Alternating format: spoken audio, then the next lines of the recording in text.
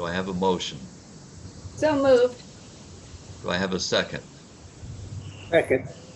All in favor of approval of the minutes, please indicate by saying aye. Aye. Aye. Any opposed? Motion carries. Uh, I can hear me. Lynn, can you hear us? I can hear you. Can you hear me? Yes, we can now. We can Oh, hear okay. you. We can hear you, but we can't see you. There. I'm in the car. We know. Okay, we just approved the minutes. Yeah, I heard you. Okay, and we'll go to the president's report. I'll have a brief report here. I was thinking of sending an email off to Jack and Mark in particular, but I think I'll take this opportunity in the president's report to tell you all what I'm thinking here. We've talked at the board level many times about making our website more user-friendly and enhancing it with search engine optimization. The tennis program is particularly concerned about this.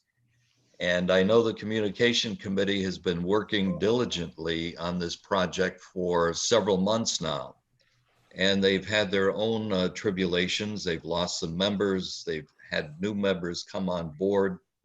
This COVID situation has hamstrung them to a degree. They could only conduct their business through email and phone. And it's been a rough haul for them, but I have reviewed their work and they've done very good work. And so we've had many people working on this over several months. Cezanne is assigned as the staff liaison to the communications committee and has pledged to assist in this project. So with the work of the communications committee submitted, Cezanne has recommendations and input, and I'm sure the tennis committee has some suggestions for how we can optimize the website. So with that, I'm going to ask Jack as the liaison to the communications committee and Mark to assist in pulling all groups together and taking a look at this product and see what we have, kind of bring some order to all of this, sort out everyone's concerns, disagreements, agreements, and deliver a project to the board for consideration. So Jack, if you would handle that with Mark, I and the board would appreciate some sort of order to this product. Actually, Suzanne and I had this conversation this morning already. And, Okay. She and I and Mark, well, he didn't know it yet, we'll meet next week to begin this process. Good to hear. And I've looked over some of the work, and I sense that the tennis committee needs to chime in at this point to make sure that the search engine optimization aspect is good with them. And Karen and her group has done a nice job and worked hard pulling a lot of this together. Some will fit, some may not fit, but that's what you have to do, is sort out all the things that can work and may not work. It could be that we may need to call Club Essentials in to do some of the things that we can't do in-house. I suspect that's the case. And so Yes, and if that's we'll the case, winnow down the issues, and then can speak now, or we can get to her after we meet next week, but very good. okay. So we'll look forward to your report. So May I join you next week representing the tennis concerns? Well, you can after I get an understanding of where we are. Okay, so maybe we'll do a second meeting after I get up to speed a little bit, and then so we can see what's going on, and then sure. Okay. yeah, there have been many people involved in months of work and a lot of tribulation. So we'll appreciate your efforts here. Okay, let's go to manager's report. Mark. Well, you've all gotten a chance to look at it, I'm sure. First of all, the shade shelter, all the footers are poured down there. We're just waiting for them to come in and actually install the aluminum posts for the frame of the shelter, which should be done this week. And hopefully that then they'll put up the canvas and it'll be and they'll put the pavers back down, and we'll get things started down there.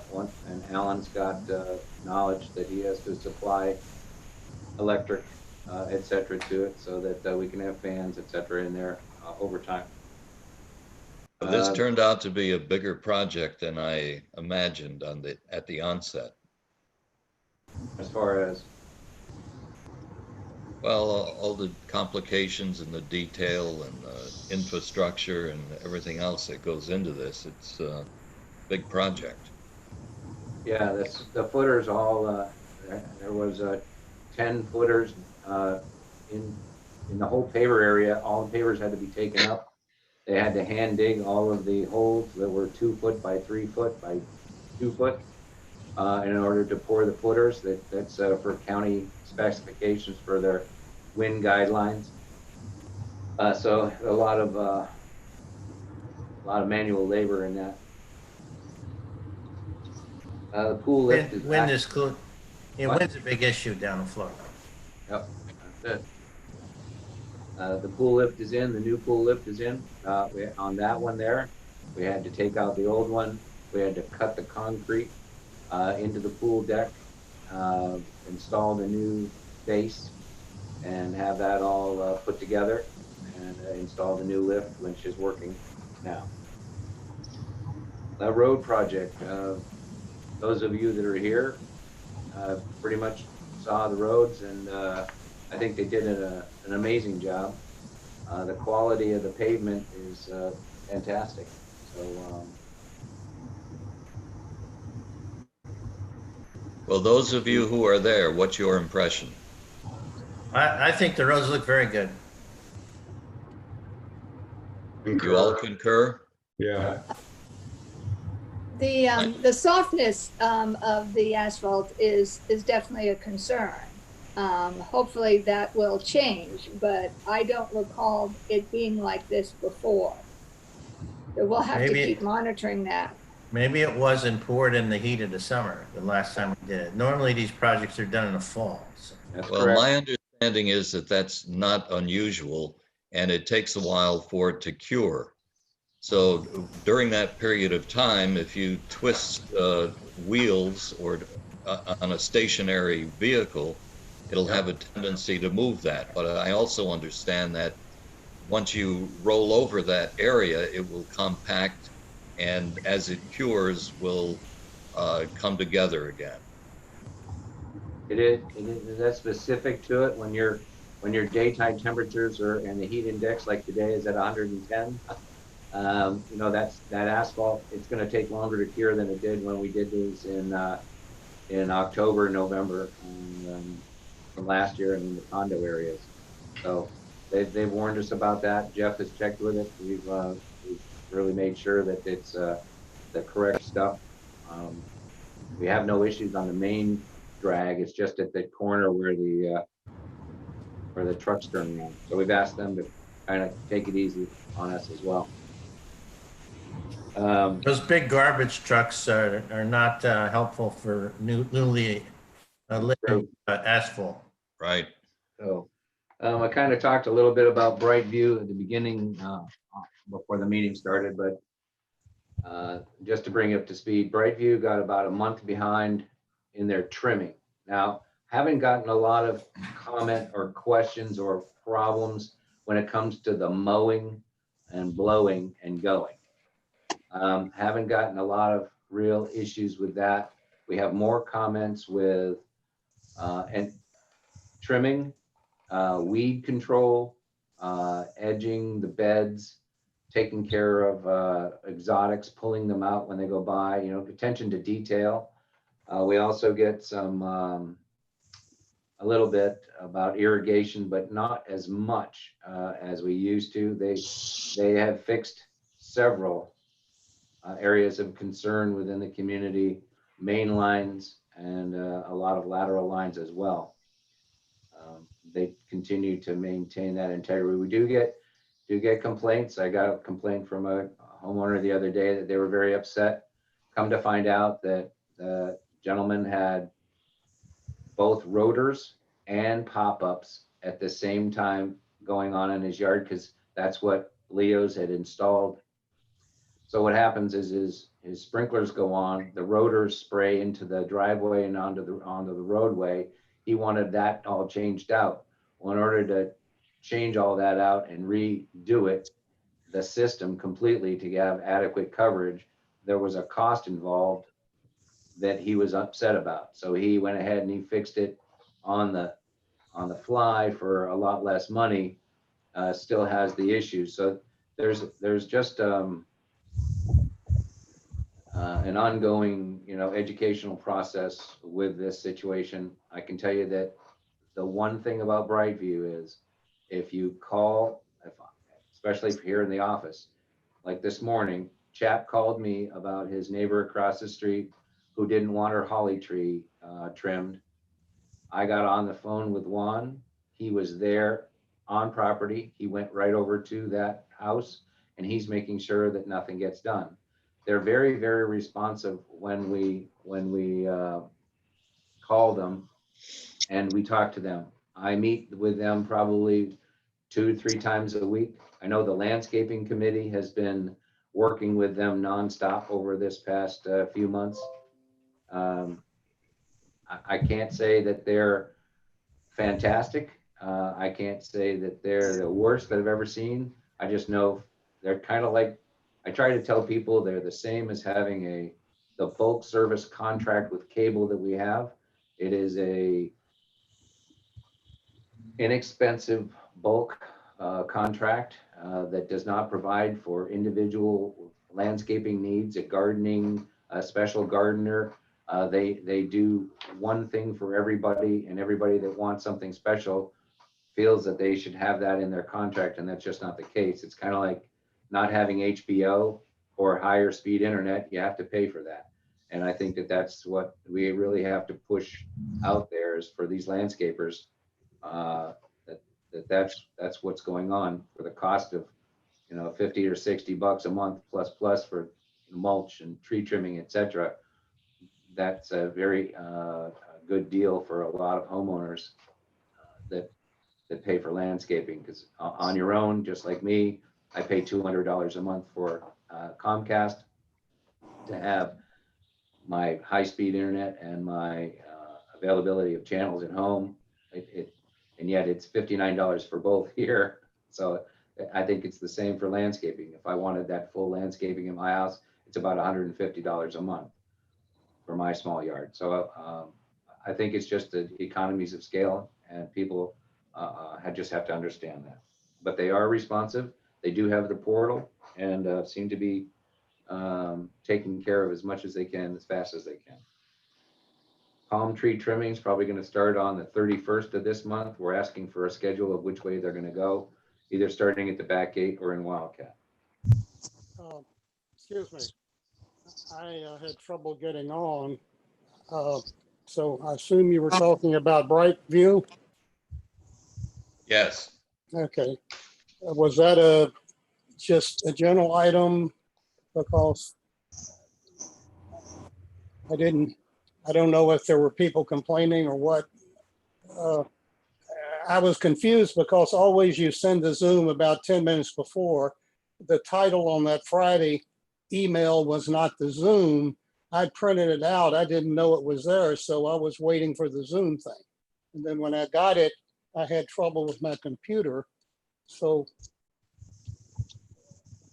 when we talk, I have some feedback on Brightview myself. I'm not happy with several things they're doing, okay?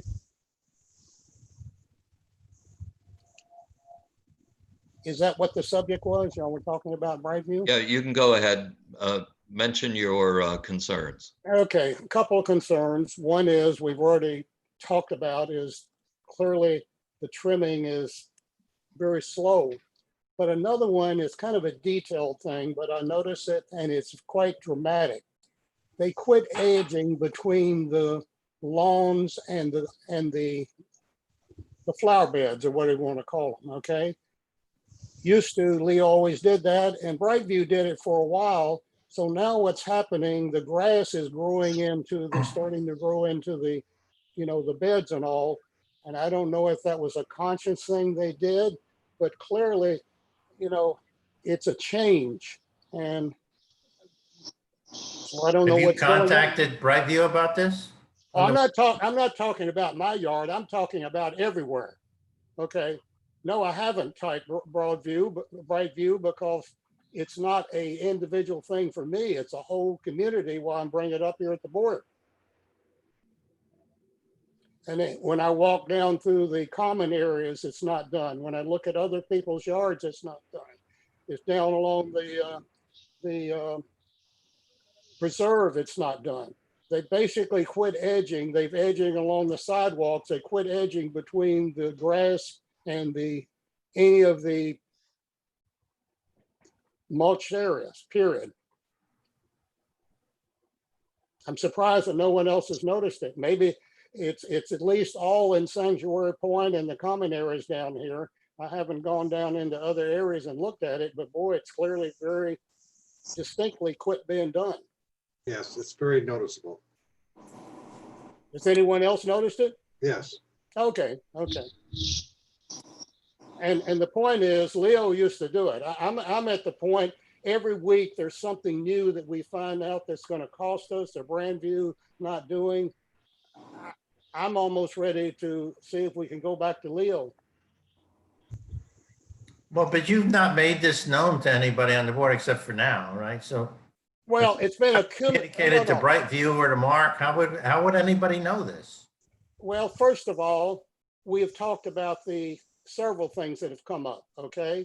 And this is what I'm saying is a cumulative thing over 9 months now. I'm starting to have concerns with Brightview, period, okay? Well, you missed the It's first, a cumulative read thing. Mark's general manager's report yet? Or you just, no? Jack, they quit doing some things that Leo did. We went into them because it was going to cost the same amount of money and the same service. We're not getting it, period. So you don't have to be loud, just I'm Well, asking yeah, a question. but I don't like the fact you say I haven't brought it up for now. There's been discussions about this before, okay? About the trimming and even the mowing and the frequency. Some of you have brought it up, okay? So this is not a new subject, and I assume that before I got here, y'all were talking about some concerns also. I didn't get to hear it because I didn't get into Zoom on time. I didn't realize that we got the Zoom thing last Friday. I had to find it, and then I got trouble with Coming my in to computer. work. See if they'll do it to 8 o'clock. I'll go ahead Okay. and, Yeah, Mark, Contact. you can contact them. I'll ask them what's going on. As you I'll take a mentioned drive- I'll earlier, take a they're drive with them as well. good. As you mentioned, they're quite responsive to our concerns, but they need to know what the concerns are. Bet, I'll take care of it. So unless other board members have a similar concern, Lindia? Paul, I would- I'm confused, okay? I I just heard someone else say they saw this also. In other words, this is not a concern. This is something that they did, and they've obviously made a conscious effort to quit doing it because it was done for the first few months, and now it's not being done. So I just asked Mark to look into that and see if he can't correct the situation. Now I want to go to Lindia. Brownie, I was just going to say that Mark was giving his manager's report, and the Brightview was just part of the manager's report. It wasn't that we were specifically talking about Brightview the whole time. I just wanted you to know that's how Brightview came up. It was part of the landscaping report from the general GM. Okay. Lindia, you're chairman of the landscaping committee. Do you have concerns about Brightview? So we find them very good to work with. we do find that we have to go back and get more specifics all the time with them because sometimes there's a break in communication from what we say to them and what comes back to us on paper.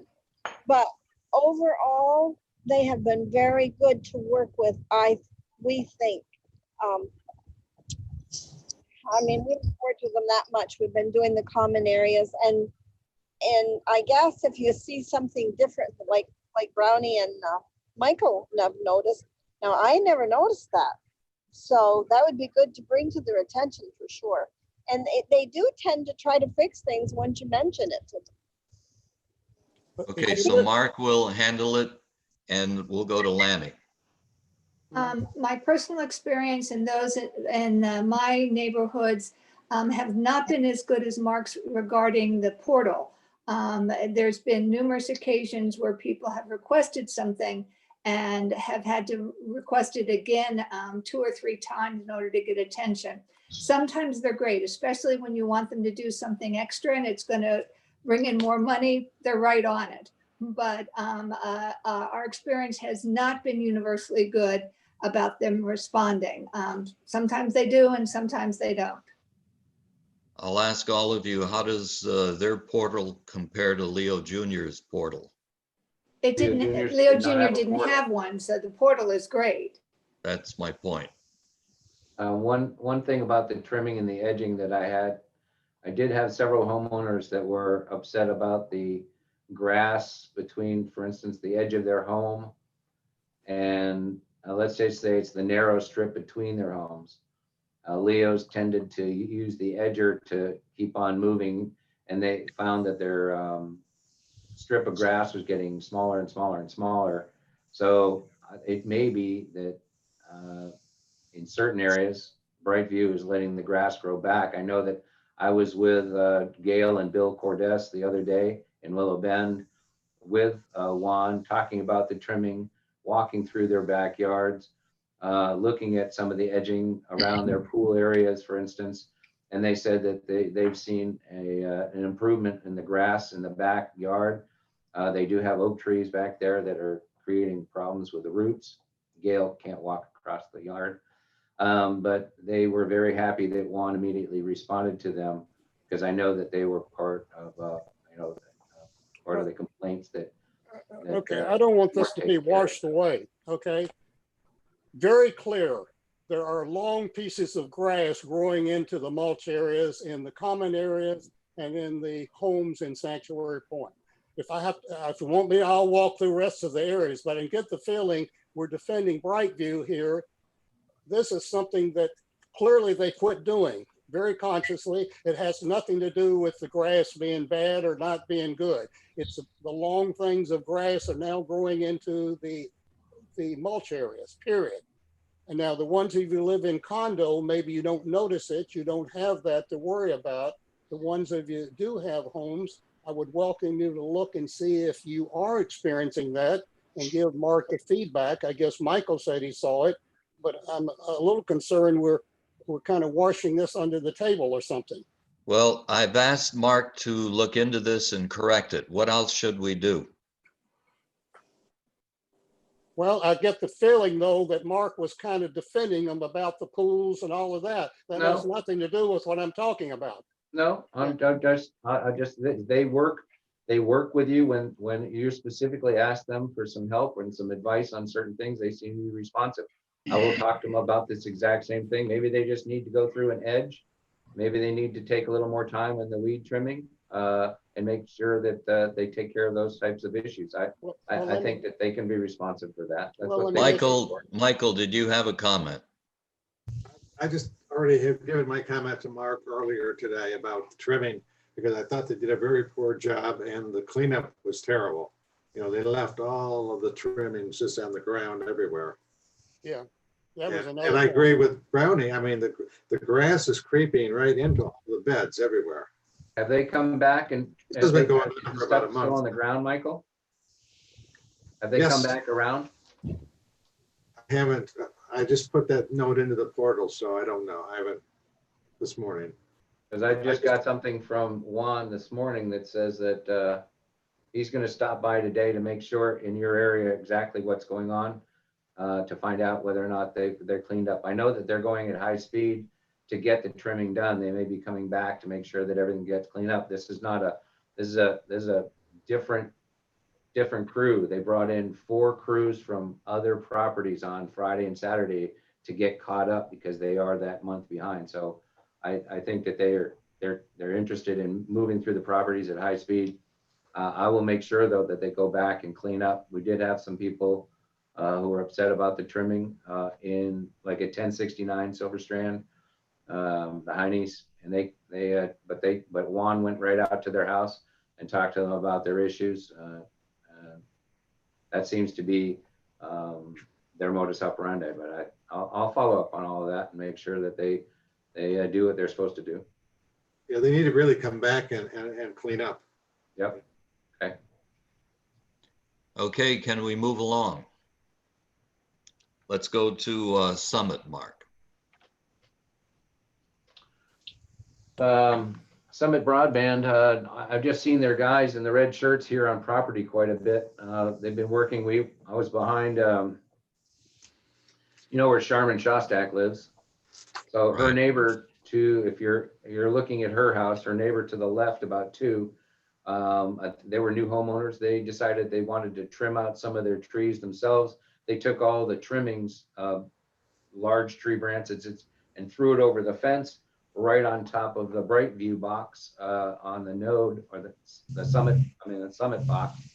You know, all the cables and whatnot, knocked the top off and had some issues with the actual wiring, cable wiring in that node.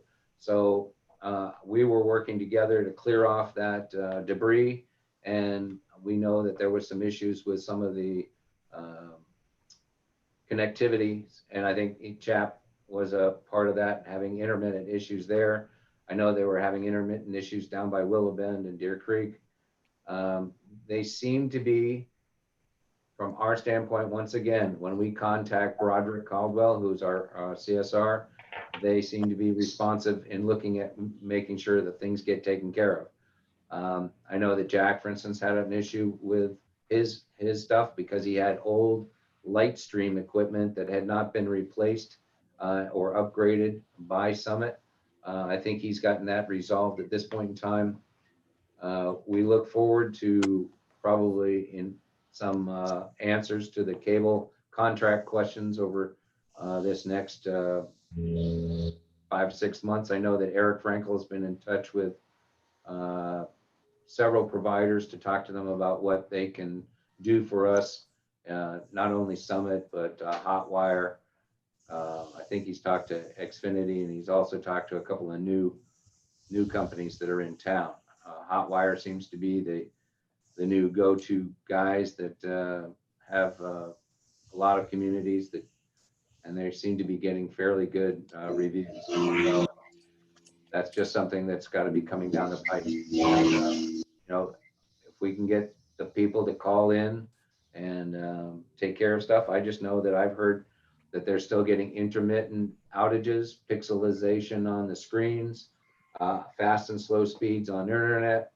That there doesn't seem to be a great degree of consistency with their product at this time.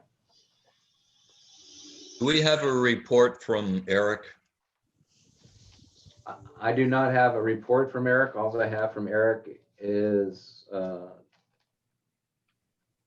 he was not going to do anything until later on in the summer. Well, at the EC meeting, we asked for a report from Eric in terms of where we stand and what's coming down the pike and kind of the status of Summit and whether or not he's talked to them about some of our local concerns. So if we don't have that, why don't we get it for the next meeting? I got a question, Paul. John, go ahead. Has a decision been made yet as to whether or not we're going to do this in-house or whether we're going to go out and contract with somebody to do these negotiations for us? No, that decision has not been made. And that's another reason why we need to hear from Eric. Lanny. My homeowners asked to have a Zoom session with Summit Customer Service. You know, they used to have the coffee hours, and they suggested requesting a Zoom session. Mark, you said you'd ask. Are they willing to do that? I haven't gotten call, I have asked, but Broderick hasn't got to me. I can reach out to make sure that what he says and how they want to manage that. And if they should do it by specific neighborhoods rather than the whole community at one whack. Whichever, but it would be nice to have an opportunity for people to give them some feedback. I'll ask him. Again, One other thing that I learned from one of our homeowners who had initially bought extra high speed is that he wasn't getting those speeds. And when he talked to someone at Summit, they said, oh, we don't send that speed into Sterling Oaks. You know, people are being charged for 50, but are probably not getting it. So that should be clarified. He canceled it. Okay, anything else regarding Summit?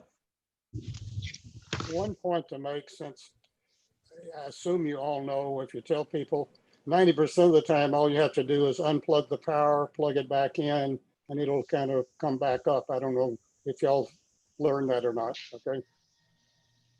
That's correct. That's not the issue for my homeowners. They're having outages on an every other day basis, and that doesn't fix it.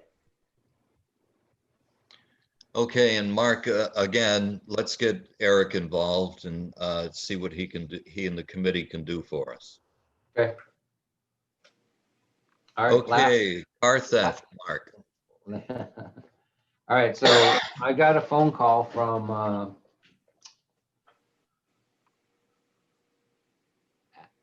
Alan Lewis. Alla Lewis. It's, yeah. Sounds like it's spelled Lewis, but it's Leuci something. Anyways, this is a while ago. She gave me a phone call. She goes, I just want to let you know that my car was stolen out of my driveway. I said, when? She goes, on Saturday night, early Saturday morning at around 5:30. She goes, and the guards let the guy in and he stole my car. I said, that sounds odd. I'll look into it. I said, how did he steal your car? She goes, well, I left the keys in it and it was unlocked. I said, okay. So the first thing I'm thinking is, that sounds odd. Maybe it's not, but it just sounded a little odd to me because we hadn't received any other information from anybody. I said, thank you, I'll look into it.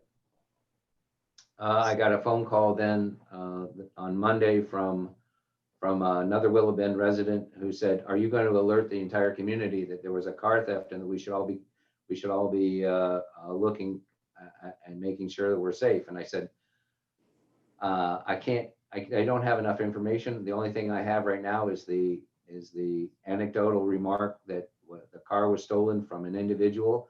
I don't know enough detail about it. I have not heard from CCSO, the sheriff. I don't know, the questions that were asked was, who was the person that got in here? Did they know the person? Was it something to do with a relative? Was it something to do with insurance? Was it something to do with, we don't know. So I said, well, I'd like to talk to the detective if you could send them my way. I've also got the videos and I can download the videos and save them here on my computer. And if they'd like to come by and take a look at them, they're more than welcome to. It wasn't for a week or so after they had done some investigative work over in Lauderdale that the actual detective called me up to inform me what had gone on.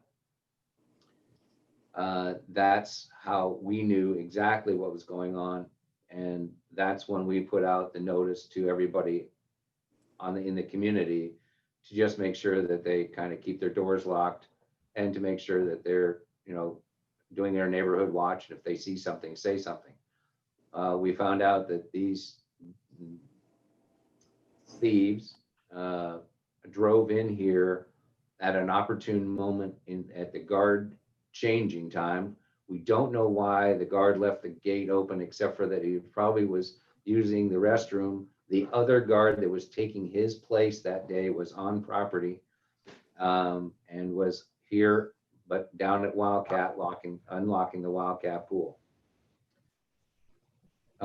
We had issues with this guard in the past for not doing his job on a consistent basis at night. We asked that he be removed. We also asked that the sheriff's department investigate him, and they said that they would do so. We have replaced that individual, or Barefoot Security, or Tricor Security has replaced him, and we're seem to be back being a little more consistent with the individual who's there at night now. I can't say that this is something that happen all the time. I can tell you that if they wanted to, they could have come in the back gate when the gate was open. When somebody left, they could drive in, because the barrier arm is no longer there, because we know that we can't keep it up because people run into it all the time. In the other communities, they jumped the fences and they walked into other communities through open areas, which we have. So I think that this is an unfortunate situation. It just begs that, they go ahead, they jump out, there's 4 or 5 guys in a car, they race into any neighborhood that they can find. They immediately hit all the doors, click, click, click, click, click. And if they find one that's open, they jump in and push the button. If it doesn't start, they go to the next one. And then they move and they'll go away. Unfortunately, the new push button cars, if you've got your keys in the car, they'll start immediately. And a lot of people we found actually leave those in there. So that's where we are now. I've the detective has given me his information. I gave him mine. He said that they're working on trying to find out who the individuals were. They did chase them in a high-speed chase over in Lauderdale. They ran off the road, hit a tree, and jumped out of the car. The cops couldn't catch them on foot, and they were not able to make any arrests at that time. Question. Mark, are you Ronnie. saying that we actually identified on the video who came in the front gate? We could see the car, identify it? We know that the car that came in through the front gate was a stolen Mercedes that was stolen from one of the neighbors, I think either Falling Waters, Tarpon Cove, or Vanderbilt Lakes down below. Okay, the only reason I was wondering is during the time I don't know what date this was, that they did the paving, there was a whole weekend, they left the back gate open the whole time, the whole weekend. So, Yeah, this was before that. okay, I don't know what the date was. So we actually identified it was somehow they came through the front gate then. Okay. They stole Yeah. a Mercedes, a Cadillac Escalade, a BMW, and I think 2 other cars that night Oh, okay. from various communities. Okay. Lanny. My homeowners would have liked to have had a message go out immediately to the effect that a homeowner reports that their car was stolen. Don't forget to keep your car locked and don't leave the keys in. Why wouldn't that have been appropriate, and then more details later? I can't answer that, except for that we did not know enough information at the time to make that specific call. We don't know at that time whether or not the car was taken by somebody. It wasn't really stolen. It was only reported stolen. Well, I couldn't get any verification from CCSO at the time. I had asked her. I understand that, but I mean, not too many of our homeowners are going to claim that they were robbed or their car was stolen. I understand. I didn't have any verification other than somebody's. I mean, you're going out to 700 and some odd people to tell them that a car was stolen last No, night. I said that a No. homeowner reported that their car was Lanny, stolen. I don't have an answer for you. Well, Can we do that in the future? I think it depends on the situation also. As Mark is stating, we didn't know that it was a theft. It could have been any number of things. So before we get the whole community concerned and fearful as to what's going on, if nothing is going on, we need to be certain as to what the situation truly is. And I think that's what Mark is saying. We weren't certain. It was under investigation. Could be any number of things. But I think, and secondly, it's an isolated situation. If we had 2 or 3 of these in the community, that would be a totally different story. But I'm a little concerned about instilling fear in the community when it need not be. So I think it was a matter of timing here, and we just weren't sure. So I wouldn't put anything else. I wouldn't promulgate any fear until we know for certain what's going on. I'm not suggesting that we promulgate fear. I'm suggesting that we promulgate reminders to be keeping your car locked and not having the keys in it. That makes sense, and we can certainly do that through the FYIs. But I would like it to be done if anything like this, you know, any major crime that is reported by one of our homeowners, we can certainly follow up with corrected information when it's known. But that came almost 2 weeks after the event happened. And that was not acceptable to the homeowners in my area. Okay, we'll take that under advisement. And again, depending on what the situation is, I think my concern is if a homeowner alleges something is going on, it doesn't mean to say that it actually is going on. That's my concern. Do we have any experience with anyone alleging that they were robbed and they weren't? Well, I think over the years, we probably have. I think in our own personal lives, we've seen that happen. Someone thinks a car's been stolen when a relative borrows it or a friend takes it, or who knows what the situation is. People have left it in a parking area, couldn't find their car, calls it in stolen. Happens all the time. Well, So yes, but this was out of a driveway. I mean, that's certainly a different Well, circumstance. I'm saying the alleged versus the actual is my concern. Chap. Somebody explain to me what we are debating here. A resident reported a car stolen. We've done what we could. There might have been a problem with a guard. That guard has since been terminated. It's been reported to Collier County Sheriff's Office. It's under investigation. What are we debating? The debate is whether or not we should promulgate this information to the community. And Immediately. yeah, What will you say when you don't have all the facts? right. That's the issue. So what we're debating is Information with no facts, then you're accused of any number of things. Well, panic. What we're debating is whether or not that should have been reported to the community immediately. Is that what we're debating? Yes. That's correct. That's what the homeowners in my neighborhoods are asking for, and they were quite distressed that they weren't informed. We were So what would you have informed when said they to the were robbed. homeowner, Lanny? What would you have said to the homeowner? What would I have said? Yeah. Well,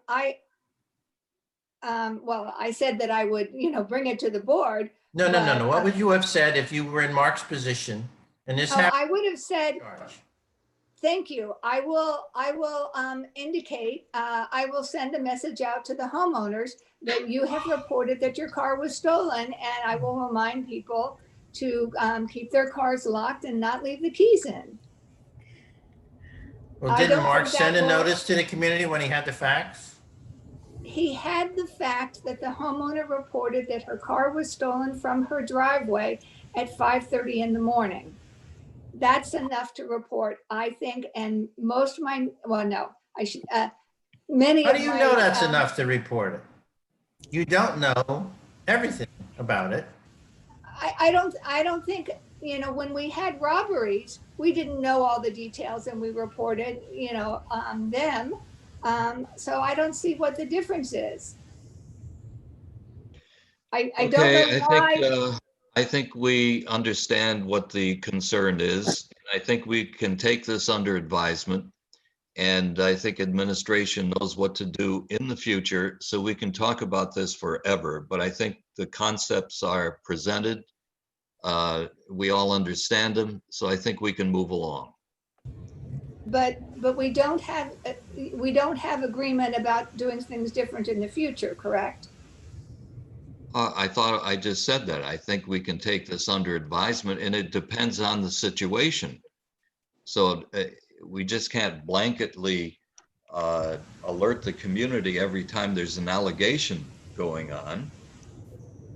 So I think it depends on the situation. I mean, Okay, do you all feel we can move along? Yes. I encourage. Okay, let's go to treasurer's report. I always look forward to this. Well, Jeff, I can give you're you on. good news. I can give you good news, and there's no controversy. Well, Things we're are- disappointed, Chap. We'd rather have controversy. This will be really short, I hope. Overall, things are in good shape. There's no problems. Our operating cash position is really solid. At the end of July, we had $466,000 worth of operating cash. The enterprise, what I call the enterprise P&L, is how are we doing overall? At the end of July, we had a loss of $1,900 cumulative for the year. That's $29,000 better than the budget, and all of this is due to good cost control. I didn't know how to describe tennis. All I said was tennis is on fire. We have a profit through July of $26,000. Has anyone reported the flames? Chap is doing it now. That $26,000 is $17,000 better than the budget. Food and beverage is exactly where we all thought it'd be because of the shutdown. We've had just very little revenue. Food and beverage loss through July is $92,000. That's $36,000 worse than budget. The ongoing saga with condo water remains. The condos remain $17,000 in the hole through July. I really believe that this is all due to lousy budgeting. And we'll make sure that it's not going to happen again in 2021 because we're going to budget it correctly. Just two other things quickly. I want you all to understand once and for all that this PPP loan that we've been using for payroll has nothing to do with the enterprise P&L. All it's done is impact our strong operating cash position. The loan shows up on our books as a liability, but it should be forgiven. Last thing, it's nothing that I wrote up. We're making really good progress on the budget for next year. I think as soon as we resolve something that's going to come up later in the meeting about some fee increases, Cezanne and Mark and I and the Finance Committee will be able to get a budget for you quickly for next year. And that's it. Question. Very good. Any questions, John Mehope? And then we'll go to Brown. How are we going to resolve this over budget run of the water in the condo areas? Last year, the HOA paid the $23,000. We're already 17,000 over, and it's because of having a problem budgeting, but how is it going to be resolved at the end of this year? Are we going to pay for it again? Well, that's a decision we'll have to make when we have the final number. We have two choices. Number one is the association can deplete it. Or number two is we can bill out bill the deficit. I don't know. And I don't think we'll be able to make a decision on that until the end of the year. So I can't answer your question because I don't know. But those are the two options. Lanny, Most years, we just build it to the condos at the end of the year. Last year was an exception. Browning, Okay. Chap, you say that that loan doesn't affect the P&L, which I understand, but I assume it does affect the operating cash. In other words, operating cash is $180,000 higher because we paid some expenses out of that 188. Is that correct? right? It does affect the That's cash. correct. If we hadn't received this loan, our operating cash would be a lot lower than it is. That's what I'm saying. So it does affect your operating cash, just not the P&L. That's my point. That's correct. Okay, I just want to clarify. Lindia, Yes, I just want to remind everyone that last year there was a problem with the budgeting being under budget for all the pine straw that was used in all the villas and the single family homes. And we paid for that out of the general operating budget, which means that all the condo people and coach home people paid for their mulch or pine straw twice, because we paid for it with our own landscapers through our advanced property or our association. And then we also helped pay for the homeowners through the general operating fund. So that was definitely a wash. And it was a matter of fact, if it was a wash, it was in the favors of the homeowners because our water bill was not as much as the pine straw. So I would say I wouldn't bring up the business about last year, but this year is a different situation. We have got to budget it correctly, and we don't do the budget. So, you know, yeah. But I'm aware that chap in the finance committee has addressed this in the new budget. I am positive of that. Yes. Yeah. Yeah, that's for sure. We addressed it for next year. We're going to have a condo water deficit. We're going to have one when the year is over. And again, we'll just have to decide, the 9 of us, whether we want to build the condos or eat it. And nothing's changed. We've had the same discussion months after month after month. We'll get to the end of the year, see where we are, and make a decision. Okay, do we have any other questions of the treasurer? If not, let's move to committee reports, and we'll start with architectural standards. Michael and Cezanne, please. Okay, Cezanne put together an extensive report for the executive committee, which everybody should have read at this point. And obviously the saga continues on. And based on that report, we have made several recommendations, which are now in the ASC report for today. But is there any discussion or questions about what's going on here from Cezanne's report?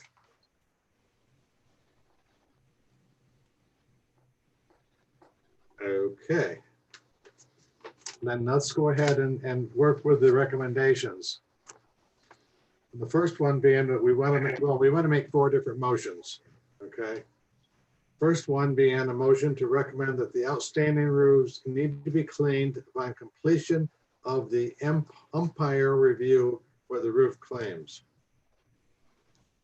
So. Okay, do we have a motion for that, please? Is that a motion? We need a motion. I will make the thought- motion. I thought he made the motion. I'll second it. Okay. Okay, Michael I'll makes the second. motion. I'll second it. Brownie seconds Yeah, it. we're- Do we have any discussion? Can you read the motion again? Okay, we're cutting out on the audio for some reason here. Right. Everybody's freezing up. Okay, I'll redo the motion. Motion to recommend that the outstanding roofs, we're talking about condo and coach homes, need to be cleaned upon completion of the umpire review for the roof claims. Okay, we have a motion and a second. Lanny? Question, Michael, are you thinking of giving them, a week or 2 weeks after that time? Upon completion sort of implies the same day. Okay. Probably within 30 days, we could add that. To it. I would even say 2 weeks. I would give them a month. Contract signed. Cezanne, you were talking over someone else. What's your recommendation? I would even say like 14 days, 2 weeks is sufficient, as I know most of them already have contracts. They're just waiting on the umpire to be done. Okay. Typically, how long does it take to get a roof cleaner in and have the job done? It depends. Like, I believe they all have contracts signed with Trafford. Trafford is just waiting on the green light. So like I said, I think with working with Trafford, Trafford could get it on their schedule and get it complete within 2 weeks. Okay, and we can offer a little leeway there too, but I think that's reasonable. So do you want to add that to the motion? All right. Okay, motion to recommend that the outstanding roofs need to be cleaned upon completion of the umpire review within 2 weeks of the umpire review for roof claims. Okay, Brownie? How many roofs are we talking, what's the number of roofs we're talking about? Cezanne? It was listed in the executive committee report, but it's Sweetwater Bay 1, 3, and 7 and Eagle Cove 3. So I think there's probably a mixture of maybe about 10 buildings within that. 5 roofs there. Okay, any further discussion? All in favor of this motion indicate by saying aye. Aye. Aye. Any opposed? Motion carries unanimously. Okay, Michael? Okay, the second motion for all buildings to be in compliance with standards for carport walls and fascia on March 31st of 2021. And the reason, the time they get these roofs on, it's going to be a while, and there's no point in going ahead and trying to do painting and do all that work in the process of replacing roofs. Okay, that's the motion. I need a second. Second. Go. Terry seconds. Okay, any discussion on this motion? Brownie? Question. Does this apply, are you talking about just in the condos, the carport walls and fascia? You're talking about specifically the condos? In other words, does this include the fascia of homeowners, or is this meant to be just for the condo? We can add to the motion for all condo buildings. Okay, so you're talking about condos, okay, Yeah, all these are just about the condo coach home building. okay. We should put the condos in there, I think, and condo buildings. Yeah, I added it. Okay. Okay, any further discussion of this motion? All in favor, please indicate by saying aye. Aye. Aye. Any opposed? Motion carries unanimously. Okay, Michael? Okay, the third one is the motion to give extension to Eagle Cove 1 and Sweetwater 5 to correct outstanding violations by October 31st, 2020. Susan, can you give a little more detail on that? Sure, and that's supposed to be Sweetwater 6, I'm sorry. And this is because, Sweetwater 5, that's correct. Eagle Cove 1 is currently having their roofs replaced. So they're gonna deal with their other violations, which were like cleaning the trim, the gutters, the fascia after their roofs get done. And Sweetwater Bay 5 had some rotted fascia on their carport that we just noticed. Give them a little bit of time to be able to correct that. So that's why we're saying correct that by October 31st. Okay. Is one of these buildings where they damaged the driveways? Yes, all of Eagle Cove 1, when they were working, or some of the driveways on Eagle Cove 1, they had the roof tiles dropped off, they damaged the driveway. So that will also be a part of getting that fixed. Okay. I need a second to the motion, then we'll go to discussion. Second. Brownie seconds. Brownie, you have a question? Yeah. I heard Simon say something, this included some fascia work. Well, we just gave an extension for fascia to March the 31st, and now we're saying we're only going to give it to October the 31st. To me, that's the inconsistency there. Well, this is two separate things. We know that the carport walls and fascia need to be painted on the rest. This is a specific rotted area on Sweetwater Bay 5 that they have a violation for. Well, it's just a little confusing because we have fascia in both of them. So we can Sweetwater Bay 5, and I can put in parentheses rotted fascia area. Okay, maybe you're talking about more major repairs. You're not Correct. yeah, okay. So maybe I ought to put rotted fascia or something. Yes. Something we don't want to wait until March, you know. Yeah, I mean, Okay. yeah, okay. So we want to make sure that's clear then. We want to wait for March for those. Okay. Yeah, I'll put the table that I included in the EC notes with this motion in the minute, so we have it. Okay. Any further discussion? All in favor of the motion indicate by saying aye. Right. Any opposed? Motion carries unanimously. Okay. Michael? The fourth one, and this could be a little discussion on this motion, that if a tarp is to be applied to the roof, that is either white or clear, gray or brown, a color must be used to match the current roof color. Blue tarps are not permitted. Okay, I need a second. A second. Okay, Jack seconds. Any discussion? How many of these do we have? That's a problem. Too many. Oh, we do? How many? I know specifically there's probably like 3 or 4 out there. Oh, There's that definitely many? There's Yeah. definitely one in the coach home buildings that's been an eyesore for many, many months. It's blue. Another one has been added in Tavernier. So, like these buildings have white roofs. So if they would have installed a white tarp or clear, it wouldn't be such an eyesore to the neighbors next to them while they get this fixed. Okay. Lanny? It seems to me that in an emergency situation, this may be overly restrictive. Perhaps it could be modified that within say a month, and we could change it if there's another big hurricane and people can't get anything with blue. But that I think the issue is long-term blue tarps don't make any sense. But they might make sense in an emergency situation where, you know, homeowners just don't have a choice. Michael, did the ASC consider, you know, potentially allowing them for a short amount of time? That did not come up for discussion, but what did come up was the fact that are they going to be available with other than blue? You know, that's the most predominant color out there. So that would be the concern in an emergency. Would we be able to get enough tarp that are not blue?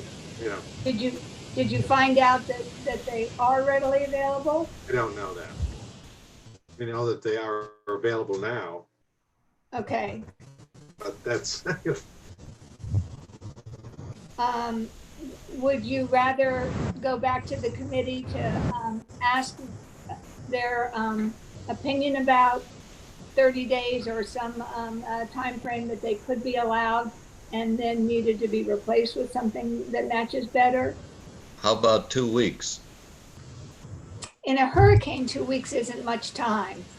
Well, Yeah. or we could just so the question is, if we need to consider modifying this motion for a hurricane situation, then we could pass this motion and then ask the architectural committee to submit a revision if they have the facts and necessary to do it.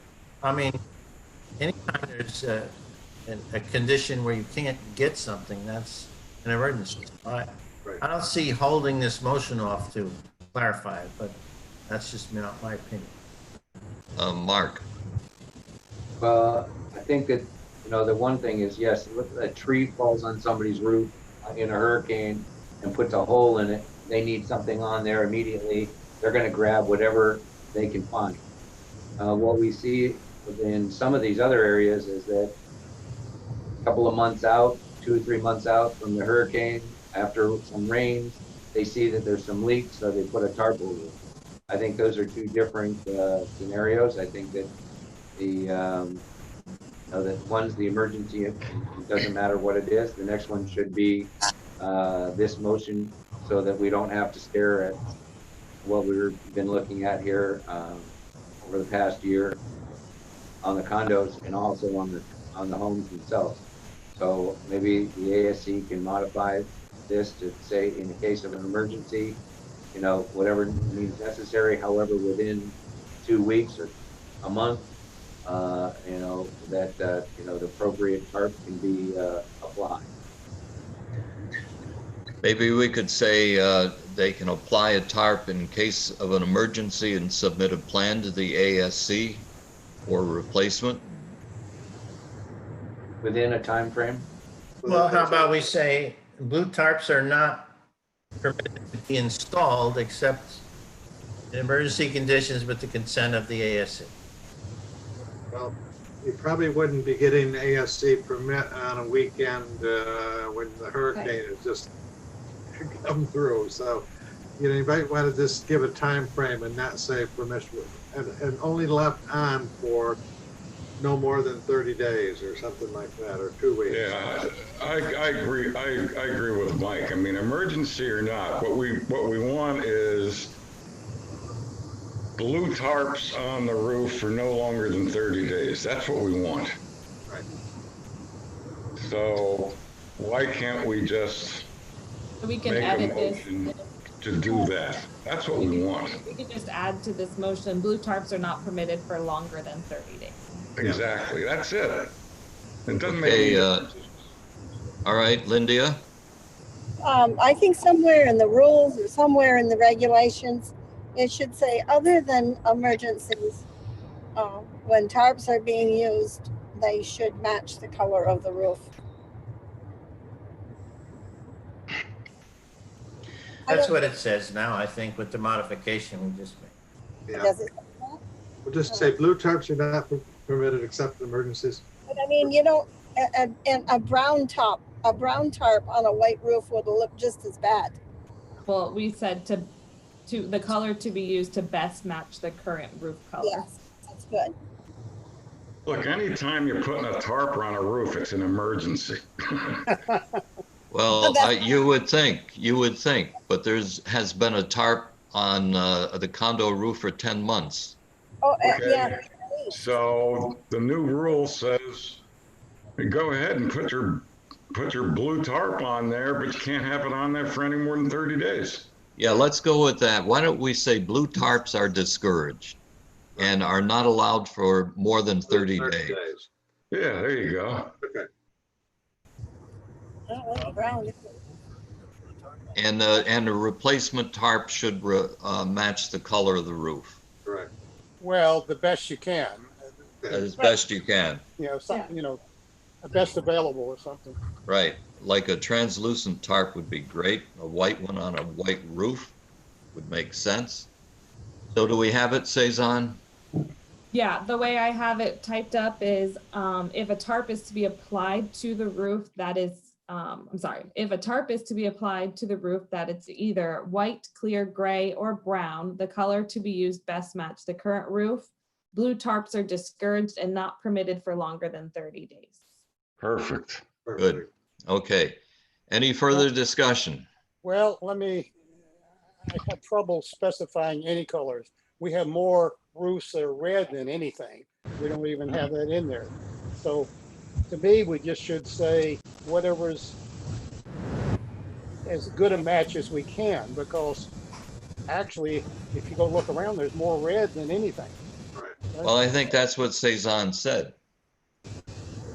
I think that's Yeah, part but of the why motion. do we specify white, clear, gray, and brown? I don't think there's any gray roofs, really. Oh, there are a ton of gray roofs. There is in the coach homes. We can take out the color since it just says if a tarp is to be applied to a roof, that it is the color best to match the current roof. Blue tarps are discouraged and are not Yeah, permitted. maybe that would be makes sense. better, because, you know, Okay, let's do that. Any further discussion? I think we're closing in on this. We're close. Michael, All in- why'd you save the easiest one for last? I don't know. Oh, yes, wow. Perfect. Okay, all in favor of the motion indicate by saying aye. Aye. Any opposed? Motion carries unanimously. Okay, Michael, you're on Okay, the again. last item is that there's been a request sent to our attorney, Jason, regarding outstanding violations of Eagle Code 3.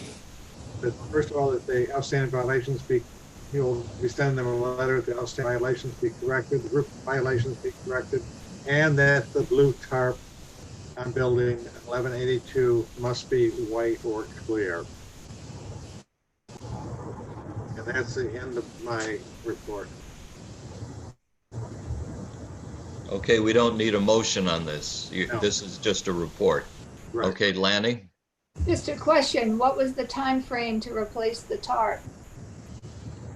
Uh, Work with Anna Danielle at Jason's office to draft a letter and get these corrected. So I would say she would probably ask them for a plan of action and hopefully get the roof tarp replaced within the 14 days at least. I know that I tried to address this with the Eagle Cove 3 president already, and she said she was gonna ask the roofing company.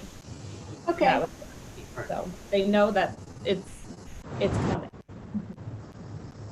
This issue has been going on for the 10 months at least.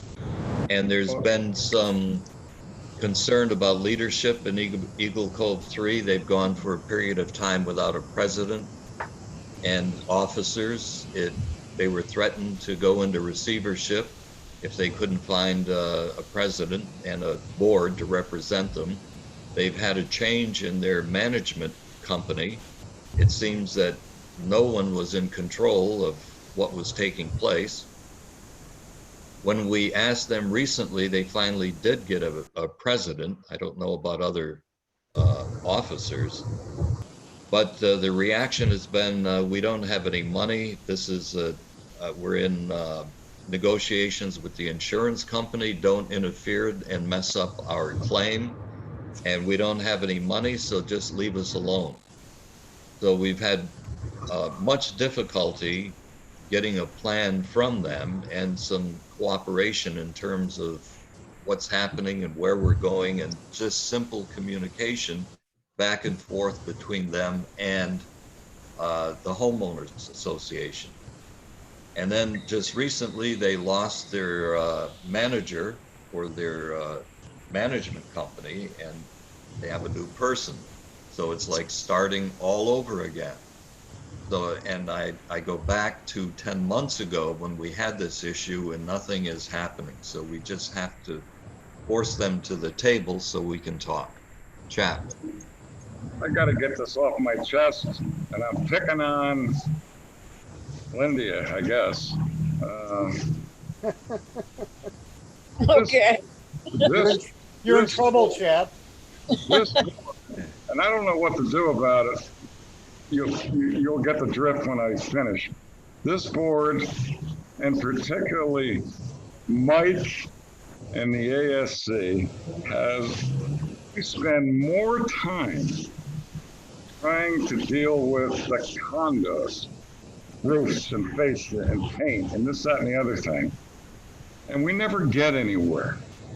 And the reason we never get anywhere is the condos have, some of them have good associations, some of them don't, some of them don't even have an association. The the management companies are, knows what they do. They're either incompetent or change client service people, seems to me, every 6 months. I don't know what we do about this, but it's driving me crazy that we can never get anything done in a timely fashion with the condos because we really don't have any authority other than to complain. Well, Sterling Oaks could take over all the responsibility of all management companies, but I don't think we want to entertain that. We don't. Well, could I join in here? First of Yeah. all, we really haven't had a whole lot of troubles in the past with the condos. A, the condos are getting older. B, a lot of them are due for new roofs. And you remember the problem we had in Wildcat Cove when their roofs were starting to go. We also are getting ready to paint, most of us. It's been that many years. So again, things need painting, fascias rotting, that sort of thing. I really think overall the management companies and the presidents and the boards of the condo associations and coach home associations have done a pretty good job holding it all together. We've had a few individual problems, but overall, I think it's like the perfect storm here. Everything's come at the same time.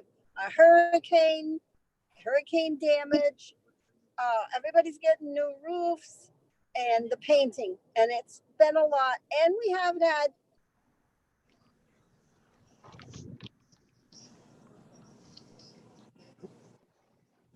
We lost you, Lynn. Oops. You must have gone through a tunnel. we've There's been that much nothing we of a can- problem. Oh, there she is. Did you lose me? Yeah, did you You're go back. through a tunnel? So I just thought we hadn't been that much of a problem. Apparently, we're driving chop over the brink. Well, listen. There's nothing we can do about a lot of this. All I know is, and I guarantee you, that 6 months from now, we'll be dealing with the same garbage. I don't think so. I don't think so. Lanny, I'd give it a year before we get out of this. yeah, Lanny. Yeah, I would just second Lydia's perspective. You know, over the last 10 years, this is not a common situation. I think the perfect storm analogy is appropriate. I think Michael's right. You know, this too will pass, and we have not engaged as a board with the other boards as much in the past either. But I think this is going to work out. Lonnie, the hurricane was 3 years ago. And Yeah, people are but still the- getting roofs replaced. The Right. deadline for It- claim had just passed. That's the issue. Everyone's rushing at the last minute to get their claims in. Insurance has been a problem. Yes. I'm done. It's off my chest and we'll just keep dealing with it. Okay, Okay, can we move along then? Michael, do we have your permission to move? we're done. Okay. Then let's go to landscaping report. Linda. Mark's gonna give it for me. I'm gonna read it for you.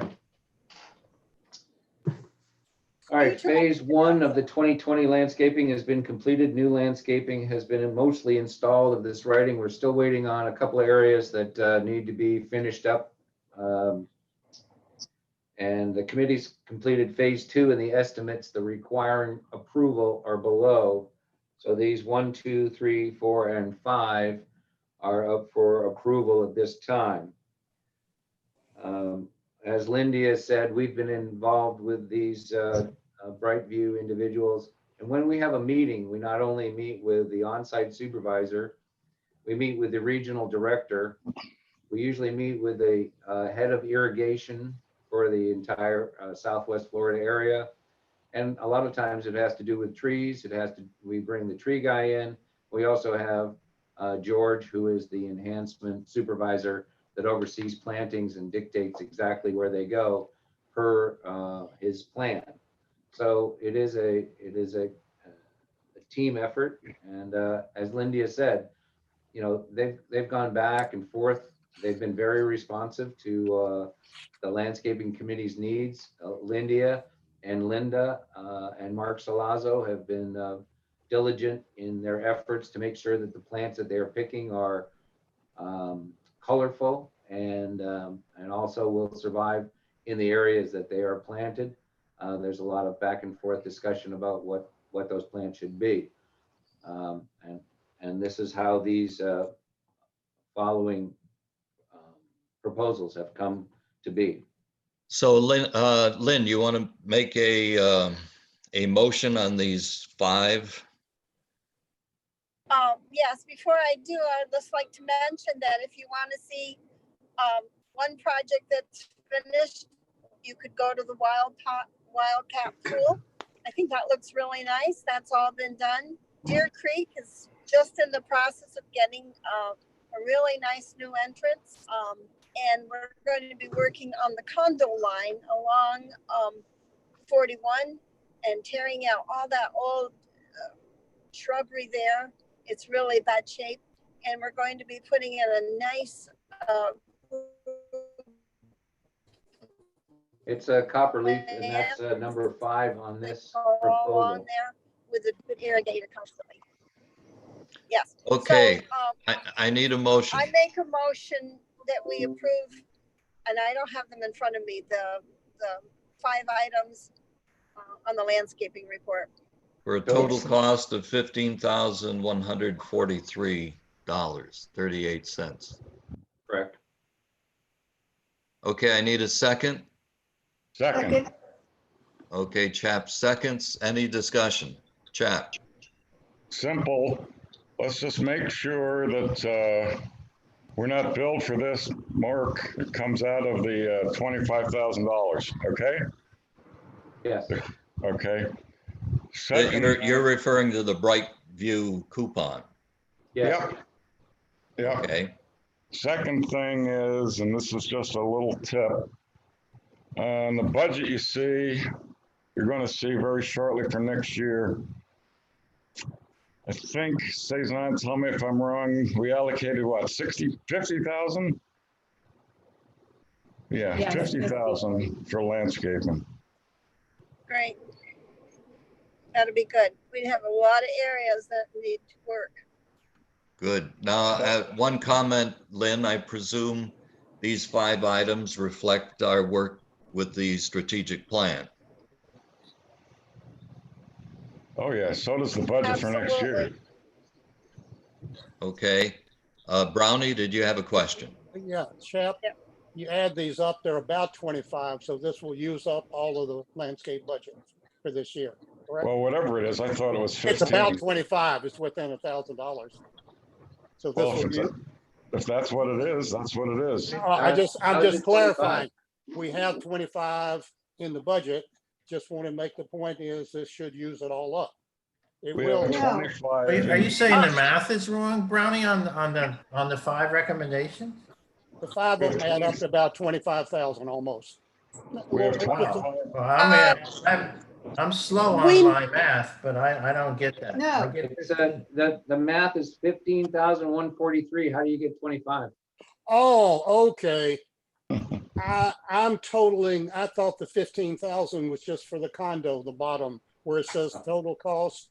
My mistake. You see that? Oh, no. I'm adding the first 4 and 15 for number 5. I got you. Okay. Okay, Brownie, okay. it's a remedial math class for you. No, it was reading. Hey, It was is this the math comprehension, teacher? not the math. That's what you teach, Ronnie. It was reading comprehension. Okay, sorry. I'm like Joe Biden. I'm getting senile. Uh-oh. Okay, Lanny. Just a question, Lindia, on the center pot watering. I know that we have a plan for watering the pots on the outside. What is the plan for watering the center pot? Well, In the Mark middle can of- fill you in. In the pool island, In the, Yes. inside the pool island, yeah. it has We've had a We've had perennial problems with that. So, It has irrigation. oh, good.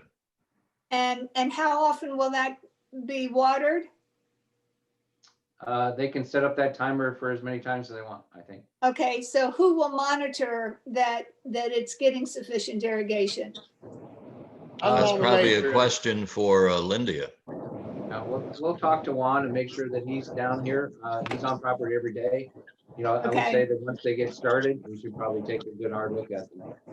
Okay. This has been a problem in the past. We've Right. spent a lot of money So and I they think we need die. to, this is a lot of plantings in there. Yeah. And so I think we need to be really on top of it. Yeah, it's a good point. Right. Okay, Lynn, carry on. Oh, did you I think guys I'm have a done. motion? on the We have to table? vote. Oh. Okay, any further discussion? Good. All in favor? Aye. Any opposed? Okay, the motion carries. Lynn, good job on this, and good job to Lynn, Linda, and Mark. And I'm pleased that this reflects our strategic plan. Okay, Mark, you want to carry on? Yep.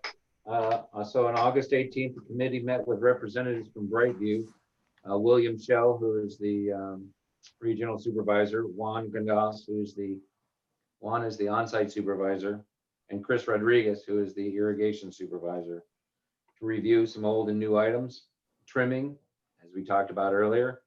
Brightview has not received high marks on trimming. Some residents are not aware what's included in the HOA fees and what's considered extra for trimming. That was one of the reasons for some complaints. However, for other, it was the fact that they're almost a month behind in schedule. For example, Deer Creek was trimmed on June 15th, and as of August 21st, had not been trimmed again for a total of 9 weeks versus the 5 weeks that they are in the contract. Mark West told Brightview representatives this was not acceptable. They needed to get more people on the trimming crew. Brightview said they'd look into it and also noticed they'd start trimming the palms in August. And that's the response that we did get, that last Friday they brought in those 4 crews, 21 extra people to do nothing but trimming within the community.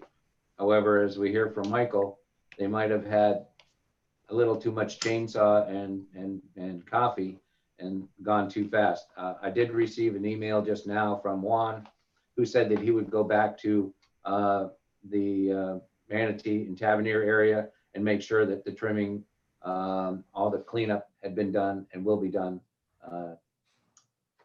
ASAP. Trimming the shrubs around the tennis courts was also discussed. The committee noted that maintenance needs to dig out the area around the courts for runoff, but the hedges have grown too close to the fence. Juan said he'd instruct his crew to trim them back further in the future. The placement of powder puff trees outside of Court 2 with appropriate spacings for the existing hedge was discussed.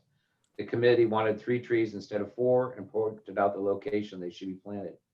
This is where, if you're in the parking lot down at the tennis court side and you're looking to the left of the paver path at Court 2, there's a hedge and there's about 3 half-dead trees in that area.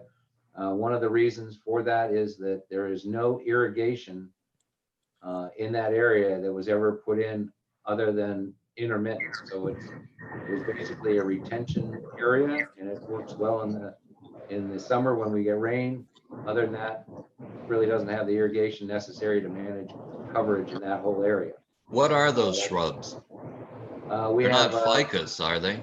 no. There's a I don't even know the name of it. It looks sort of like a cassia tree that's dead, and a couple others that are not doing well. They're going to be taken out, and the powder puff trees that you see on the way to Wildcat that look very nice are going to be installed.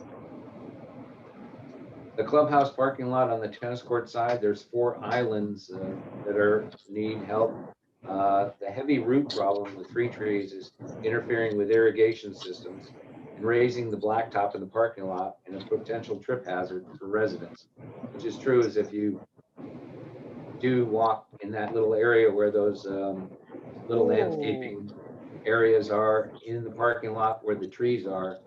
You can see where the roots have actually pushed the irrigation pipes up out of the ground, and there are some trip hazards. So they are suggesting that we remove those trees and grind down the stumps and clean the area up and put in other landscaping to be more suitable for that area.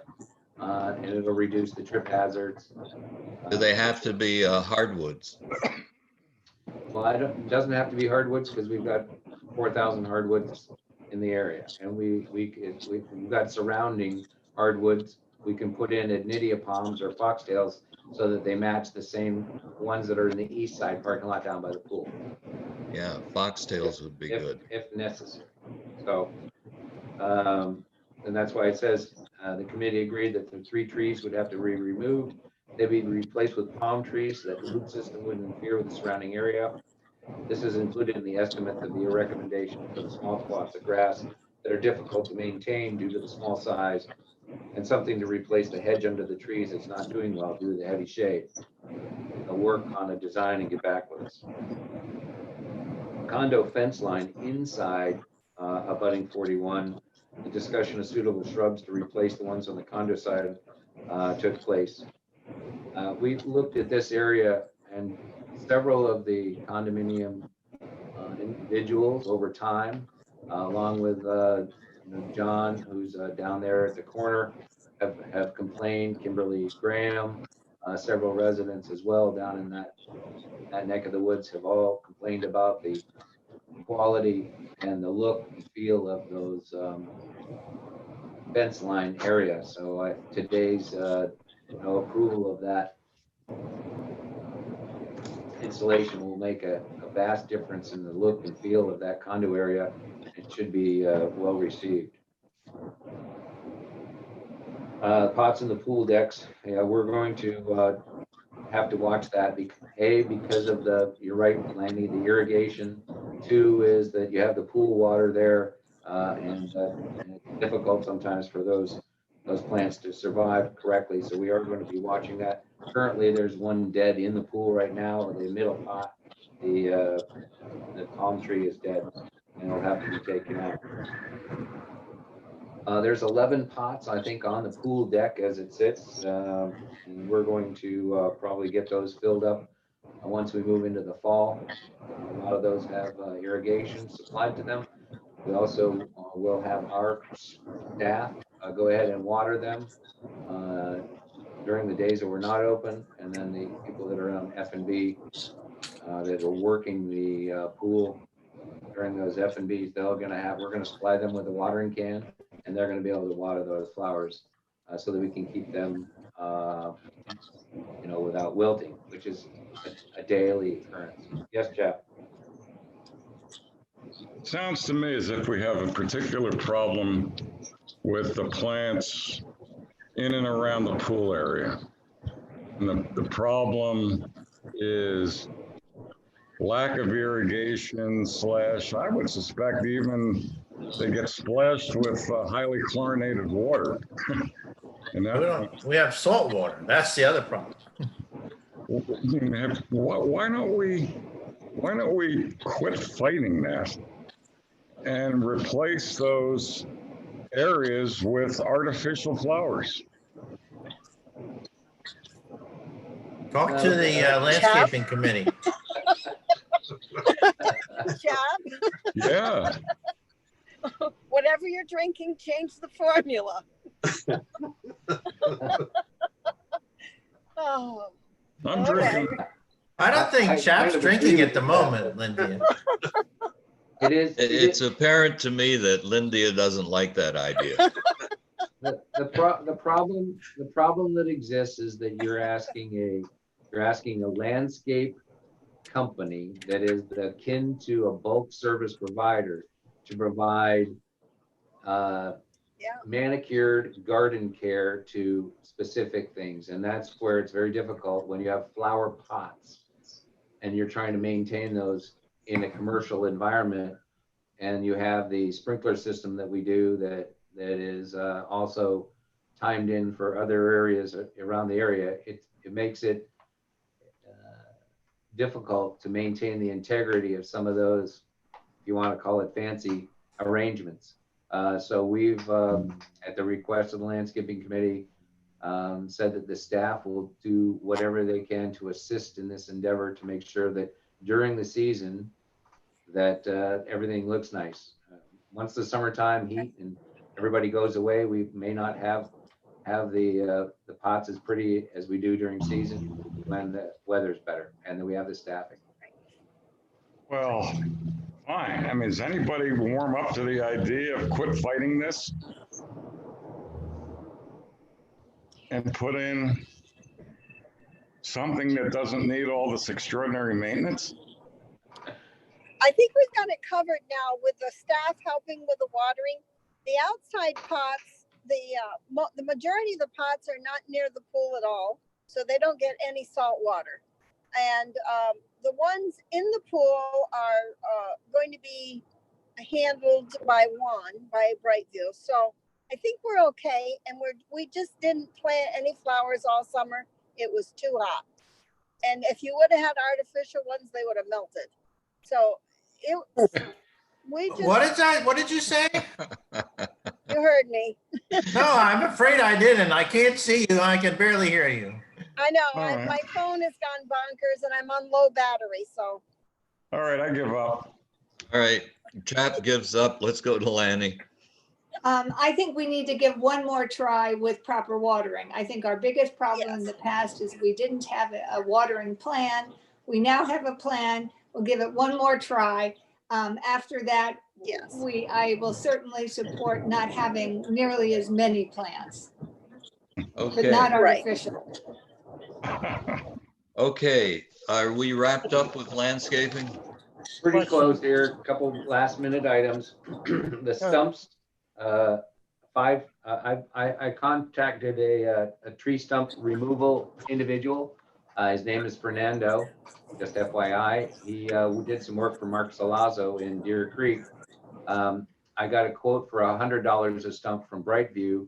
Fernando did it for $50 and came in and did it right then that day. So if you need to have stumps removed in your yard and you want somebody to do it, he's pretty good and much. Hey, Mark, what about the stump that's been there for over 2 years? That's part of the Sterling Smithsonian Stump Museum. Huh? You know which one I'm talking about, right? Yeah, we. Why don't we get rid of it? We're gonna make it into a monument. That's what it's, are we gonna get rid of it? Yes, we'll get rid of it. Yes. Thank you. They're all going. Thank you. Brownie. All right, so Brownie has a question. I had a I looked at your list of the discussion. It seemed to me 3 of the items we just voted on to do it already with the money. Am I reading this wrong? In other words, the one yeah, about. I think she wrote some ahead of the. Linda probably wrote this in a couple of phases. She probably put the discussion after. Okay. After the approval. Okay, so it looked like the number 2, number 4, and number 5 on the other concerns is already, we voted to do something about it. In other words, is that right, Linda? Yes. Okay. I guess. All right, last but not least, tennis landscaping concerns. In addition to trimming back the hedges around the courts, which was requested by Alan, Lanny contacted Linda regarding some landscaping issues. Linda Moxley spoke with Rick Sanders, chair of the tennis committee, and asked for the committee input on landscape concerns. The landscape committee has looked at the tennis area and referred to the drainage problem, filler rock pathways, and a request for pavers around the court utility boxes to me. And I have forwarded that on to Alan, and Alan is going to start working on some of those projects, I hopefully fairly soon. So we look at trying to get some of those things cleaned up and taken care of. Those are in those little kind of triangular areas. Right. So those are going to be addressed by Alan? The paver side, yes, that's going to be addressed by him. Okay. And then there's some drainage issues as well that he's been working on. And that's where they need to trim back those hedges, work around Court 1, of course, which is always kind of a pain by the bleachers. And I know that along the walk line in between all the courts there. So I will address those with him and then see what we can get started on that. Lanny, Rick did send Linda again the photos of the areas that the tennis committee is concerned about. She indicated that that Alan didn't like Brightview's suggestion of River Rock because of weeds. I think that weeds can be addressed with vinegar and salt, so I'm not sure that that's an absolute concern. I am concerned that only pavers will be such a flat area that there won't be any texture, and that may not give a pleasing appearance. So I would suggest maybe we give it a try, but reconsider River Rock in some of those areas and just address the weeds with vinegar and salt. I mean, that it works really well. It's not harmful to the environment. You know, I think we just don't want everything flat. Okay. Thank you. okay. Have we wrapped up the landscaping report? Yes. Okay, One question, yeah. go ahead. I saw the note about if you want mulch, we have to contact Brightsview. I already have, but I would like, I don't know what, before we agree to that approach, I'd like to know what kind of cost numbers they're gonna give us. They didn't give us, in other words, that came out, but I put the request in, I haven't gotten an answer back. What's it gonna cost us? You know, Suzanne? Do what? Well, to get, if you don't want the straw and we want the mulch, Oh, mulch and the upgrade from pine straw to mulch? yeah. I mean, You're we have muted. not, we've always had kind of a You're fee muted, where everybody Suzanne. knew. It's kind of hard to ask everybody to request it. We don't know what the option is or anything. We need to have some kind of numbers out there. Yeah, I agree. Well, Juan, you can, if you're gonna do something other than pine straw, you can have anybody do that you want. That is, Doesn't have to be Brightsview. well, that isn't my point. The point is, in previous years, you got a credit back if you wanted to do it and you wanted to do it yourself. We got the note from CSUN, if you wanted your request, Yeah, Greenfield. The point is, at this point, it's kind of up in the air because there's no information on what they're going to call, what they're going to charge. Is they're going to, if you want to do it all yourself, are we going to get a rebate? Like the board hasn't considered that. there's gonna be no rebate. No We've rebate. done it every other year. can I? Yeah, the board changed that. My recollection is we'll do Can I pine chime in? straw, and if you want mulch, you pay it on your own. Cezanne. Sure. So the pine straw application is now a part of the contract with Brightview, so it's not something we have to go out and bid.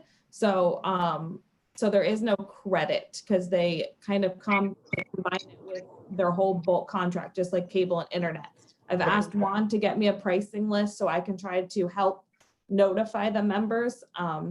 He did email me this morning and said he was going to try to get in contact with everybody that submitted a request through the portal this week about confirming your opt-out and or the price to mulch. So you should be getting an answer from him this week, and I will work on getting a price list to include in the Yeah, FYI.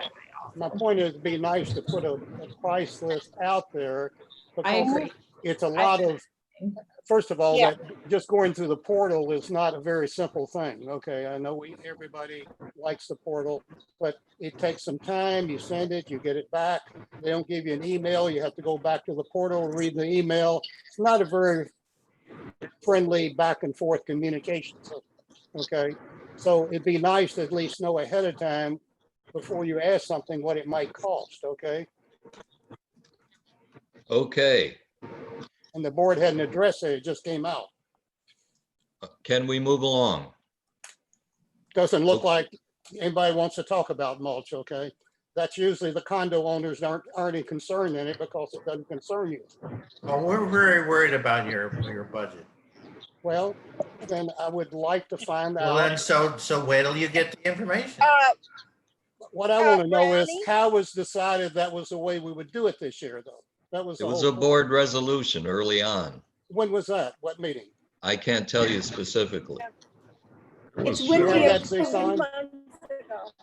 I think is when we approved the budget for I this think- year. I Yes. think it's when you approved Brightview's contract. Brightview's contract, yes. Yeah, it was the Brightview's Bright- contract. I It mean, was I the Brightview recall. contract. Actually, Lanny, go ahead. Brownie, instead of having a flat rate, each homeowner will only pay for the mulch that they need. So each homeowner will need to get their own estimate Exactly. on what the cost is going to be. So you should be asking for that on the portal. But there is no contract because the difference is we don't have the separate bid for mulch / pine straw. Pine straw is already included in our Brightview contract. okay, let me ask the sign this specific question. Will the price that Brightview give us, will not include the labor since they had to do the labor on pine straw anyway? It'd only be the incremental cost for the mulch? That's the thing I'm concerned about. I don't know. I don't work for Brightview, but I will ask them for their price list and email it out as soon as I get. Well, who's paying Brightview to put the pine straw down? It's We part are. of the bulk contract, yes. Okay, it's the same amount of work whether or not you put the pine straw or the mulch down. So when they give us the price for the mulch, it should only be for the upgrade of the mulch, not for the labor. That's my concern. I And understand. we should be managing that for the benefit of the homeowners. I will Yeah, mention. it to I Brightview. would agree with Brownie on that. The labor should be included. And since we don't have any numbers, I'm not confident that Brightview is not going to give me a price with a $60 an hour labor charge also, which is already, I shouldn't have to pay because they would do the same labor for the straw. No, because the minute I plug it in, it loses And sound. so it's not a simple issue, okay? If we haven't looked into it, okay? We should make sure Brightview understands that. Okay, let's go to Chap, then Lanny. Ronnie, give me a call. I've got a guy that's gonna do my mulch. And he's great and he's cheap. And I can give you his name. I don't want his name. I want this to be done right with Brightview. I'm not doing this for me. I'm doing it for all the homeowners, chap, okay? Okay, And the homeowners are paying to put down the pine straw. We shouldn't also be charged to put down the mulch if everybody's getting paid for that labor. Do you understand that, okay? And we Well, need We to have do that. We have that concept. Lanny, go ahead. But I Read your don't have concept. any assurance that that's going to happen from the way it's been handled so far. And what I'm hearing is no one seems to have that insurance. Well, how about we put you in charge of doing that then? Because, I mean, you're gonna get a bid from Brightview. You're gonna either accept it or you're gonna hire Chap's guy. It Lanny. depends- I think it's erroneous to assume that the labor for a mass spreading is the same as the labor for individual homeowners selecting mulch and different kinds of mulch and that sort of thing. So I would agree that that some discount would be appropriate, but I don't think that I would expect labor to be free because of the mass way that they do the pine straw versus what would be done for various different kinds of mulch. You know, just even figuring out who gets what and delivering it is going to be much more time intensive than the pine straw. I would agree with that. I wouldn't agree. I watch it every year and the amount of time they spend pulling the pine straw down is not much different from the mulch, okay? Well, you're talking about the application. They have to order it, they have to have it delivered, and it's going to be delivered at individual locations at different times. All of that costs money. Well, then one option is, we should have this option. I can buy the mulch, put it in my front yard, and they'll put it down for me. How's that? Then that excuse goes away. Well, yeah, that could work if So they're we should, amenable. we should have that option then, okay? What I'm Okay. saying is, this has been going on for 13 years a certain way. I don't think it's right. We just take this attitude. We're not going to worry about how it gets done. And I still, if you recall last year, I specifically asked, could we get a price where we would just do everything on the mulch? And we got a lot of argument about is mulch or better. My question is, if pine straw is better than mulch, why do we use mulch for all the common areas? Why is that, Mark? Why do we use That's mulch the for all the landscaping, common? because that's the landscaping committee's recommendation. They did not Because- want pine straw. That's right. So we I would recommend prefer mulch pine for the straw common, but yet twice a we year. recommend straw for the homeowners. That's in, and I asked last year to get a price, what it would be if we did everything and included it, you know, the whole thing on mulching. We never got that. I think that we should do pine straw throughout the entire community twice a year, like they do at a lot of other communities, and that way it's Well, done right, but. We're not I haven't talking been able about to the get that. hypothetical, Mark. I In know, our community, we put mulch down for all of the common areas. And yet for the homeowners, we say it's better for them to have pine straw. To me, that's not consistent. that's the landscaping committee's recommendation in the past. We're not saying, Ronnie, we're not saying it's better. We know it's cheaper, but we're not saying it's better. So in summary, we have a contract with Brightview that provides mulch for everybody, Pine straw. or excuse me, pine straw for everybody. If you don't want it, you let Brightview know, which I have done, so you're opting out.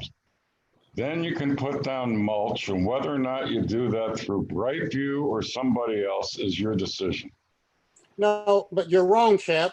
It is not pine straw for everybody. It is pine straw for homeowners. It is mulch for all the community areas. That's the whole point. It By is not. everybody, by everybody, I mean homeowners. Yeah, Okay. but the community is the homeowner's property also. It is not everybody. We're inconsistent there. Okay, I have an appointment tonight at 6 o'clock, so I recommend we move things along after we hear from John Mihok. Yeah, did we ever ask Brightview for a charge for the whole community to get mulch instead of the pine saw? Or can we ask them if we haven't? If you did that, your cost of landscaping would dramatically increase across the board for Triple. everybody that would not want to pay for it. And we came to that resolution earlier when we decided to go the pine straw route and leave the mulch up to the homeowners. But again, we have much to do, so I'm recommending that we move along. We have no motion on the table, so I'm going to ask that we move to the COVID management plan. And with that, I'll ask Lanny to introduce the two items under the COVID management plan. I will introduce the current situation. I sent everyone a copy this morning of the Collier County and Lee County data that shows we're finally beginning to see some glimmer of hope. However, I am concerned that with schools opening, this may not last. Certainly, as we look at other communities around the country, we're seeing outbreaks increase again. But I will be tracking this and continue to follow it. I remind you that the Florida guidelines include avoiding gatherings of 10 or more people, and the WHO recommendations that You do not reopen until you've reached the level of 5 or less % of positives for 14 days in a row. And we are not there yet. There's a chance that we will be in a couple of weeks, but we're not there now. In terms of the fitness center, we've had spurts of the fitness center being more crowded. I don't know if it's been visitors or exactly what. A lot of the people I don't recognize. The fitness committee, our fitness project team is asking to have some time reserved for being able to assure that masks are worn within the fitness center. And I move that we require masks to be worn between 1:30 and 2:30 every day. Do I have a second? Jack seconds the motion. I Discussion. second. Any discussion? Okay, all in favor of the motion, please indicate by saying aye. Aye. Aye. Any opposed? Okay, motion carries. Cezanne, make a note that we lost Lindia. If an hour isn't enough and it's too crowded, I will come back and ask for some more time, because we don't want to have more than 5 of us there. But I don't know at that time of day whether it'll be a problem, but at least give us an opportunity to So we'll ask be a little Cezanne safer. to monitor that time and see if we can get a registry of who takes part. Okay, next item. This is not my suggestion and I recommend against it, so I don't want to bring it up. Okay, so this is Lindia's recommendation, a request made to open the multi-purpose room for card playing at a maximum of 12 people at a time. First come, first serve. Members must enter through the fitness door using membership cards. Membership must wear face masks as per Collier County orders. Okay, I need someone make that motion, please. Well, why don't you make it, since you can read it? All right, I make the motion. I need a second. Well, I'll second it so we can discuss it. Okay, let's discuss it. Lanny? It is in violation of Florida guidelines regarding 12 people per room. So, I think if we consider opening it, it absolutely should be at 10 or fewer, not 12. I am concerned also that it shouldn't be allowed during 1:30 to 2:30. If in fact, I didn't get an answer from you, Mark, are we on the same ventilation system, fitness and multi-purpose? I sent you an email.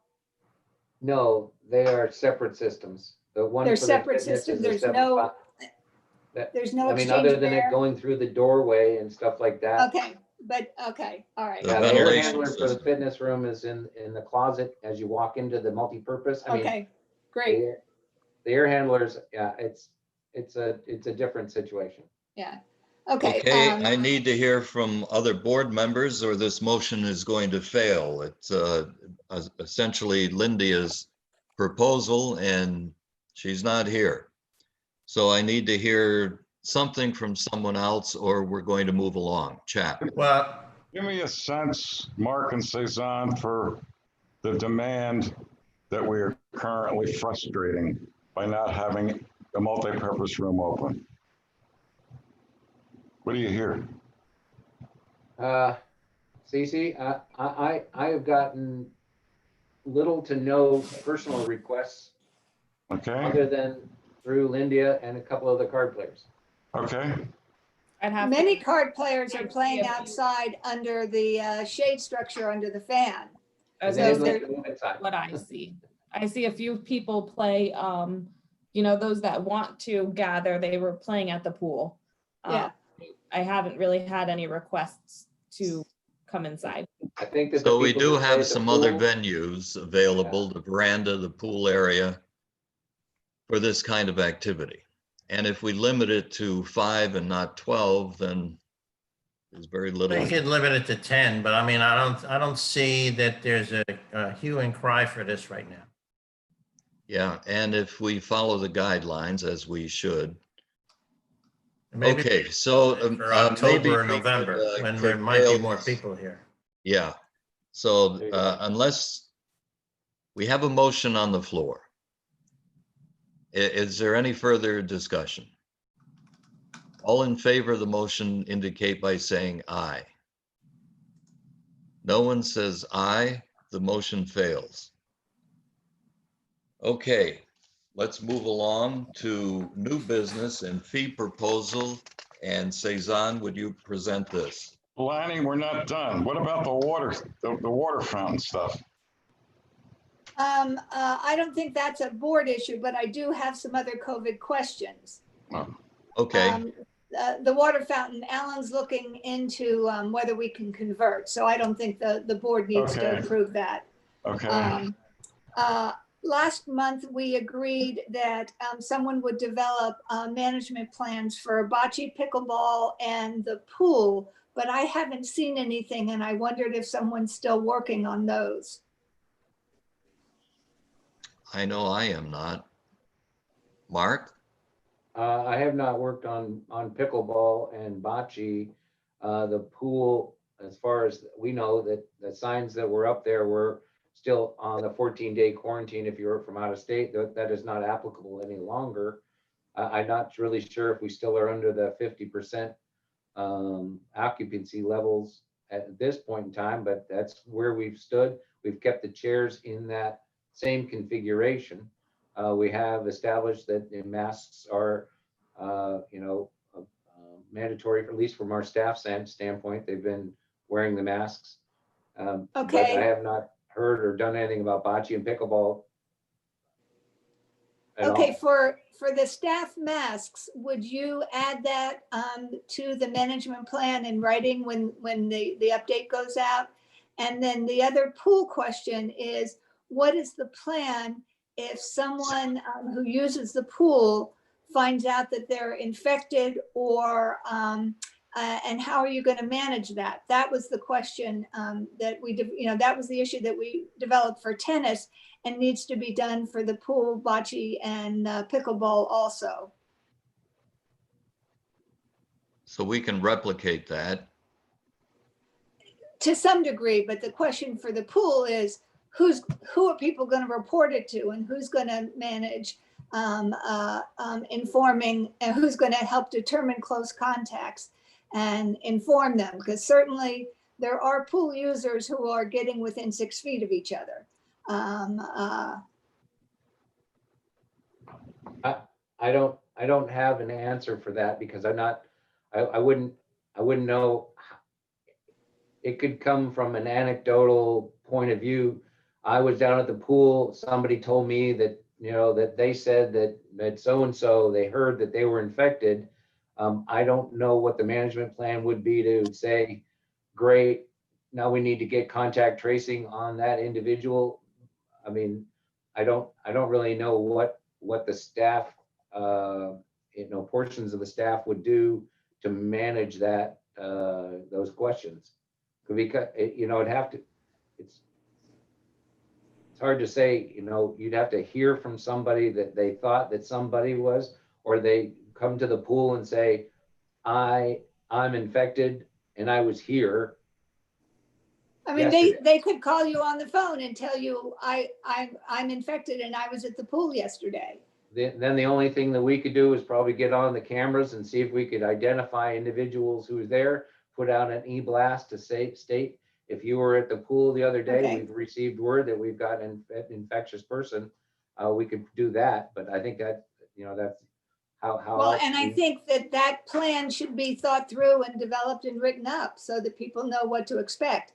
I would certainly ask, very much like we did in tennis, for people to report and just, you know, it can't be their court captain. You just need to assign who that's going to be reported to. Okay. All right, I'll work on it with Cece and see if we can get something together. Good, and work with Jack in terms of pickleball. He is the liaison, isn't he? Yeah. So, And John, are you the liaison for bocce? I'm not sure. I was involved with bocce for one project.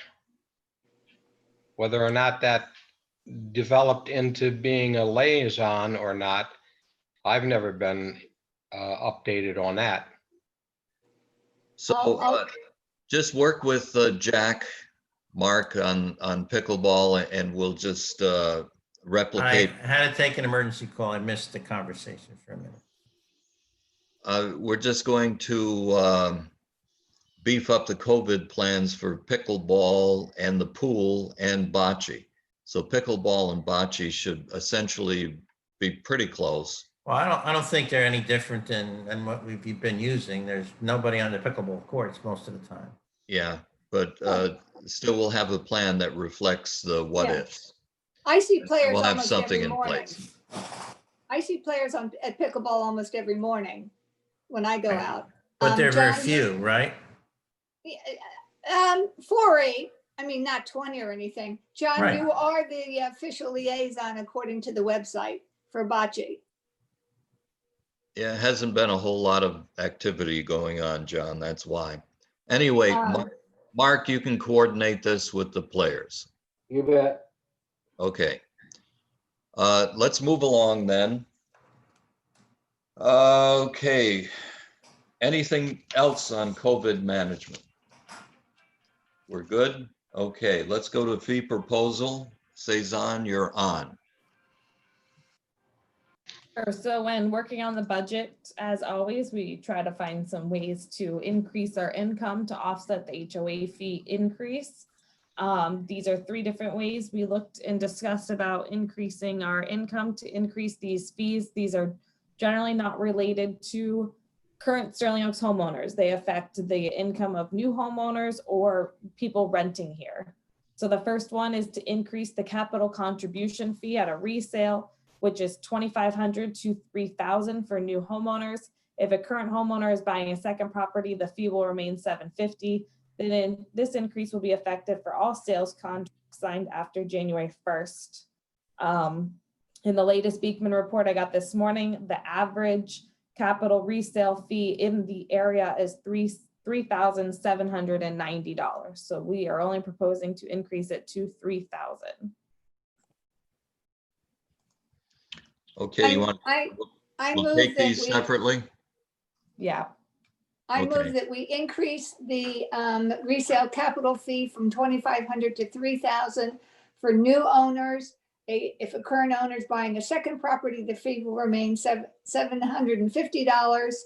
The increase in fee will be effective for all sales contracts signed after 1/1/21.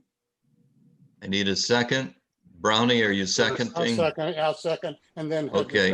And then want to discuss. Okay, start us off with discussion. Okay, Cezanne, 2 things. Just remind me, it's been too long since, who pays that fee, the new person or the old person? Generally the new person. Okay, okay. And second question, you said the average was 3,700. Did you look at that? Are you looking at the communities that are in our price range, or does that include the $1 million homes or not? In other It words, includes some of the $1 million homes. It's the Beekman report is a survey done of all most of the communities, like 80 communities in Southwest Florida. So it does include clubs like Gray Oaks and Port Royal, but then us and. so that 3,700 may be a little high. That's the average. The median is 3,500. So we're not asking to go up there. We're saying just 3,000. So we're not even meeting that average or median. Well, again, being a number person, unless I see the numbers, there could be you only need to have a couple that have a high number to bring that up, or even the median. So, I understand. We don't see the numbers. We just see the average. And the oh, I median. see. You didn't do that. Okay. No, Oh, no, that no. was- This is Oh, I a see. completely But it third. does, so in that case. Hold it- on, hold on, Cece, on Yes, page I 51. looked at the bundled community section of the Beekman this morning, not private. That's correct. This is for fees and dues of bundled communities only, not the private clubs like Mediterra, Gray Oaks, or whoever. This is the joining resale capital contribution fee. The average is $37.90, the median is 35, the high is 7,500, and the low is 500. And this is 20 of those communities reporting. Okay. Okay. That answers. All right, any further discussion? If not, I'll call for a vote. All in favor? Please Aye. indicate All right. by saying Aye. aye. Any opposed? Motion carries unanimously. So the next one is the same thing. It's generally paid by the buyer at the time of a sale. It's our resale administration fee. Our current cost is $150. We would like to increase this to $250. This fee is not included in the Beekman report, so I could not compare it to other communities. But same thing, to increase the fee will be effective for all sales contracts after January 1st. Okay, I need a motion. So Lanny moved. makes the motion. I need a second. Second. Michael seconds. Any discussion? If there are no discussion, I'll ask for approval. All in favor indicate by saying aye. Aye. Aye. Any opposed? Motion carries unanimously. Last item. The last item is in regards to our rental transfer / amenity fee. Current fee is $250. It was proposed to kind of break this fee out depending on the length of lease. So if your proposed fee, the lease being from 1 month to a 3-month rental, it's $350. For a 4 months to a 12-month rental, it's $500. And we noted that any extensions will be a $50 fee.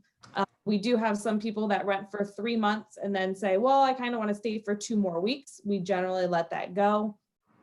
Our maximum lease here is 1 year, but now that would bump them into the next category for fees. So we're going to add that anytime we have to do any paperwork to any extensions, there'll be an additional $50 fee to do so. 12-month leases obviously cannot apply for an extension because our documents only let us look at a lease up to 12 months. And then we have the fee increase will be effective for all rentals submitted to the club office after January 1st, 2021. Mark. This is specific to the rental reform as part of the strategic plan. Right. So Okay. moved. We have a motion. I need a second. Second. Chap seconds. Discussion. I just have a question, Suzanne, just to clarify. So if someone has a 3-month rental and they want to stay a 4th month, will they just be charged the $50 or will they be charged the $150 difference between a 3 and a 4 month rental and $50? The way I initially thought of it would be $50. Okay. I would think that would be appropriate unless it were converted to a year. And Yeah, because like we see sometimes people will rent January, February, and March, and then they really love it here and they want to stay an extra 2 weeks. right. We, have to go. That happened this year a lot because people Yeah. stayed an extra That's right. month of COVID. Yeah. Yes. We're increasing this, so we get the benefit from it. We don't need to kill people on this issue either. Yeah. Okay. Brownie. I just wanted to be Yeah. clear. I have trouble with the concept of it being different for 1 month versus 4 versus 12. Plus, I think it'll get into a lot of things we just talked about. Someone you can play a game or something. We've always had a $250. I'm not against raising it to $350, but I don't understand the logic charging someone more because it's a longer term rental. It's a transfer amenity fee. It's the same amount of administrative work and handling it, whether or not it's 1 month or 10 months or 12 months. So I have So- trouble with that concept. Plus, I think it will cause some administrative problems, people playing a game that we just talked about. Well, this was Lydia's I mean, you know, concept. I mean, what I would say is, once you know that, what we just talked about, well, if I wanted to rent it, I mean, I don't rent, but I would never rent over 3, and then I would always extend it afterwards, so I'll save $100, okay? You know, see, people can play games on it that way, which they Well, could. which people are gonna know this? Not, Oh, not, we're not gonna be transparent, John? We're not gonna be transparent about it, how we're gonna do it? I Well, would yeah. hope we would let people renting know what the rules are. Well, sure.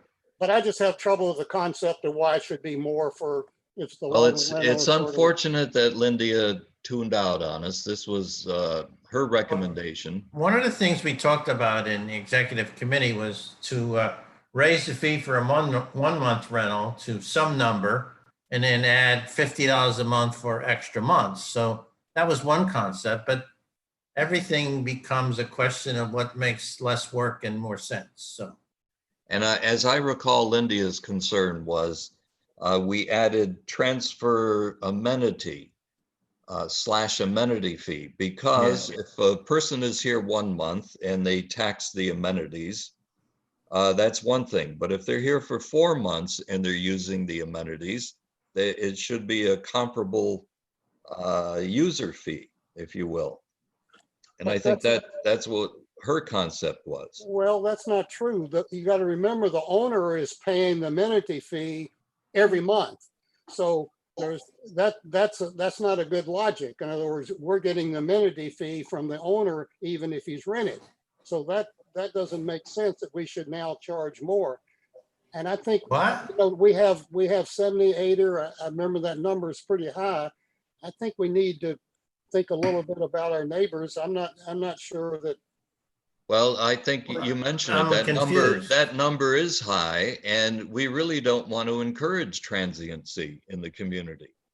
So it's not a matter of encouraging rentals in the community. If anything, I personally would rather discourage it. And I think this assists. We've got people who rent properties. I think we've got somebody on the board. Again, I don't think we should be deciding if our regulations require or allow the 1 month, 2 month, 12-month rentals. I don't think it's our job to encourage or not encourage it, because people that might buy to rent, we shouldn't be discouraging them not to do that. We're basically discouraging property values when we do that. So Well, I disagree with all of that. I think, generally speaking, and I think we saw it in the survey, that a community does not like transients. And the more permanent residents we have, the better the community. Lanny. I think another point, because I agree with Brownie, of course, that homeowners are paying an amenity fee, but I believe that renters use the pool on average more heavily than homeowners. I know when I went around the pool encouraging people to complete the survey, almost everyone at the pool was a renter. There were hardly any owners there. It was after a board meeting, so it was in the afternoon. And the but fitness center also. Excuse me? And fitness also has that Yes, same. yes, that's right. We definitely have a big increase there. Well, but you know, so we're telling that the bocce league is mostly renters also. So, or more than half are. So I'm not clear what we're trying to establish here, but as you know, I own 2 properties and I rent one out, and I'm limited to 3 times a year I can rent. So if I rent for 3 1-month times, that's my limit. If I rent for 3 3-month times, I can do that. But most of the time, the property I have is more than half the year is vacant, or if it's used, it's used by family and friends. So I pay the fees for owning that property.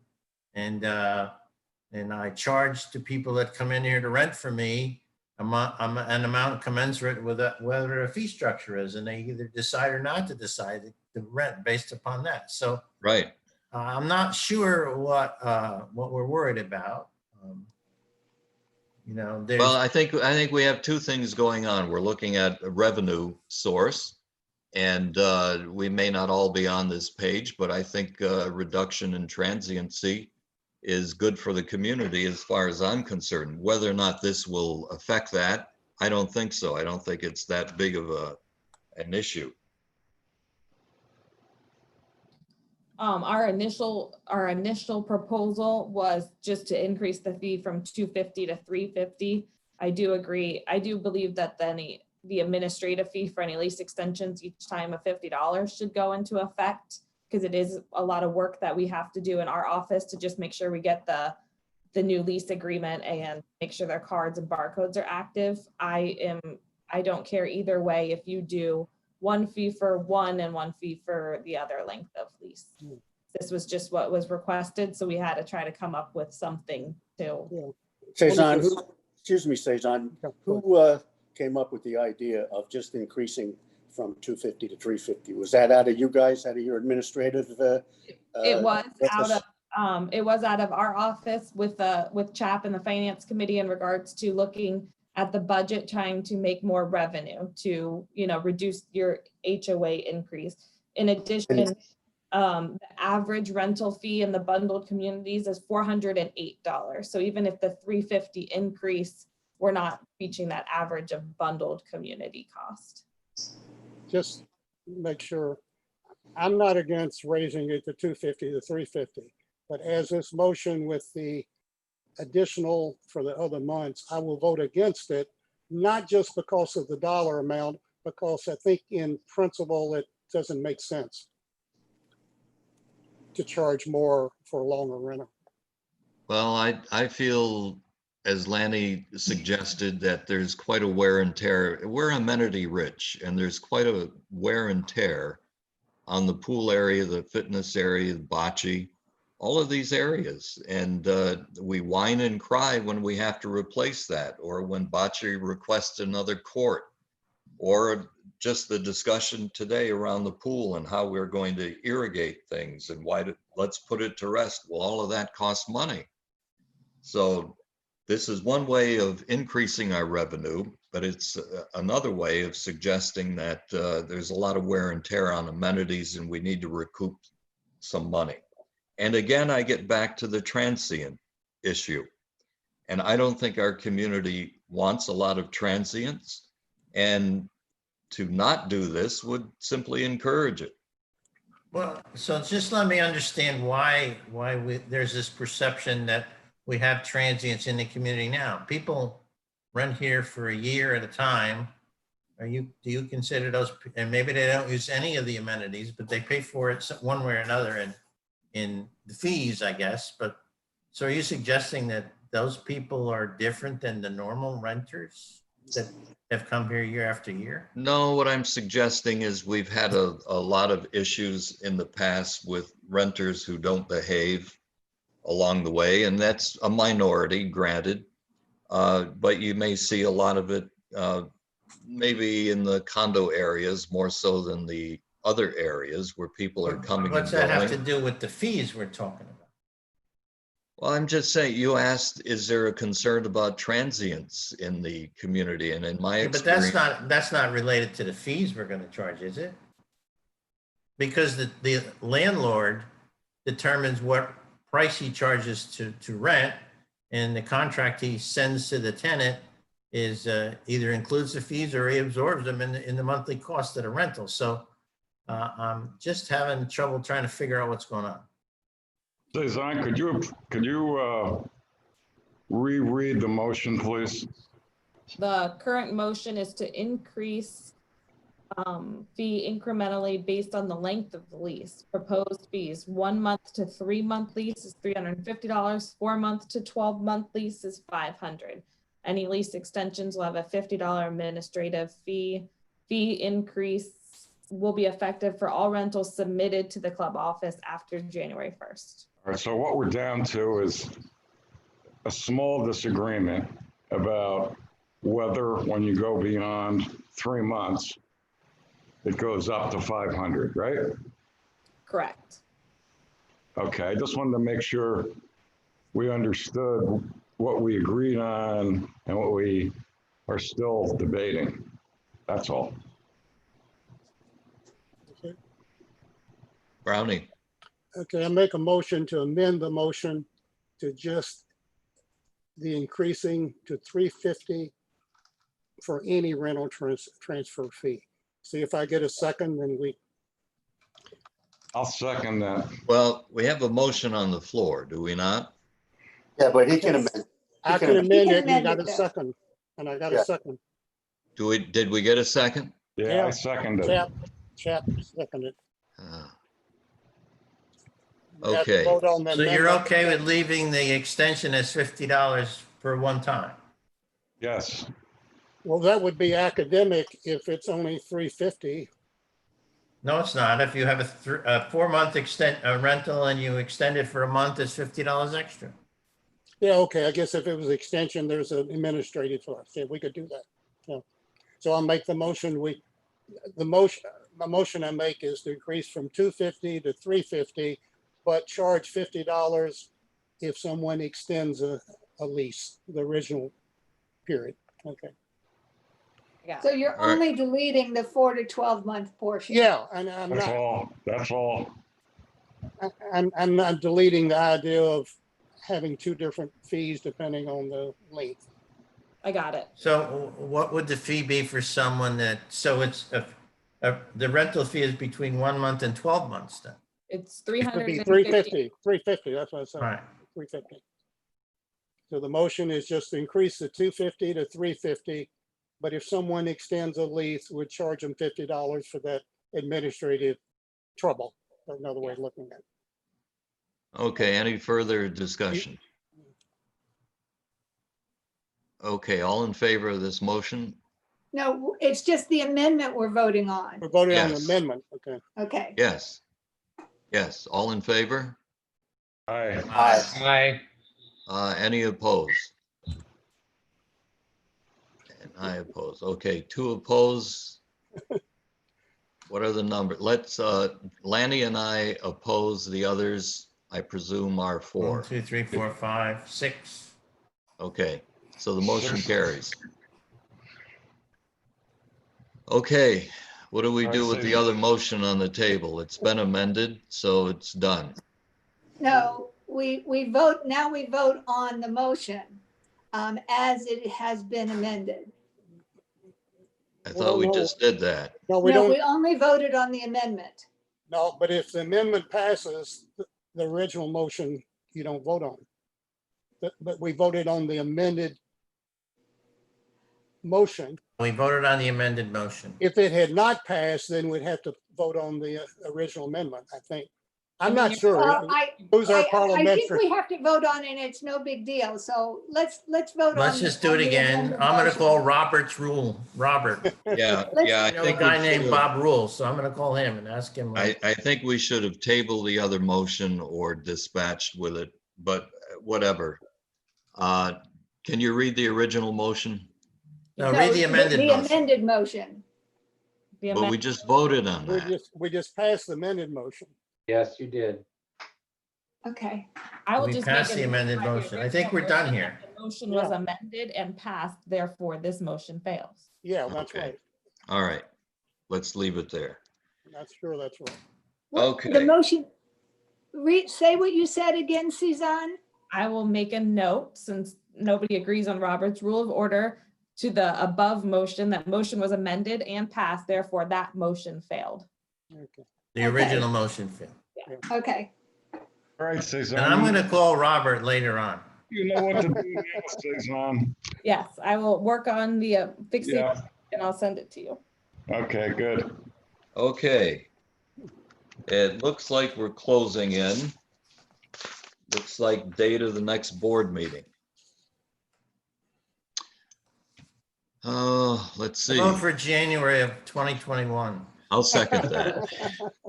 We need to approve the budget before then. Okay, let's look at,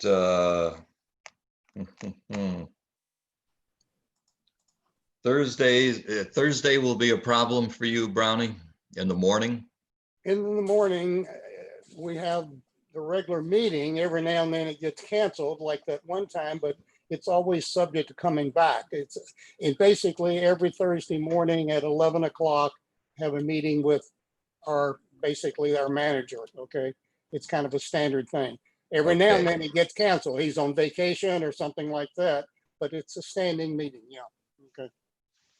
Okay, I cannot do the afternoons. So I can do a Can we Monday, do Wednesday? To me, I can do- Wednesday would be a good day. Wednesday. Yeah. I think I could do Wednesday. Yeah, If I it could was a do morning- Wednesday. Morning or afternoon? Let's try the morning. Yeah, the morning would be better. What day are you looking at? Wednesday, the 23rd at 9 o'clock. How does that look? 9 o'clock? Yeah, Okay. What time? 9?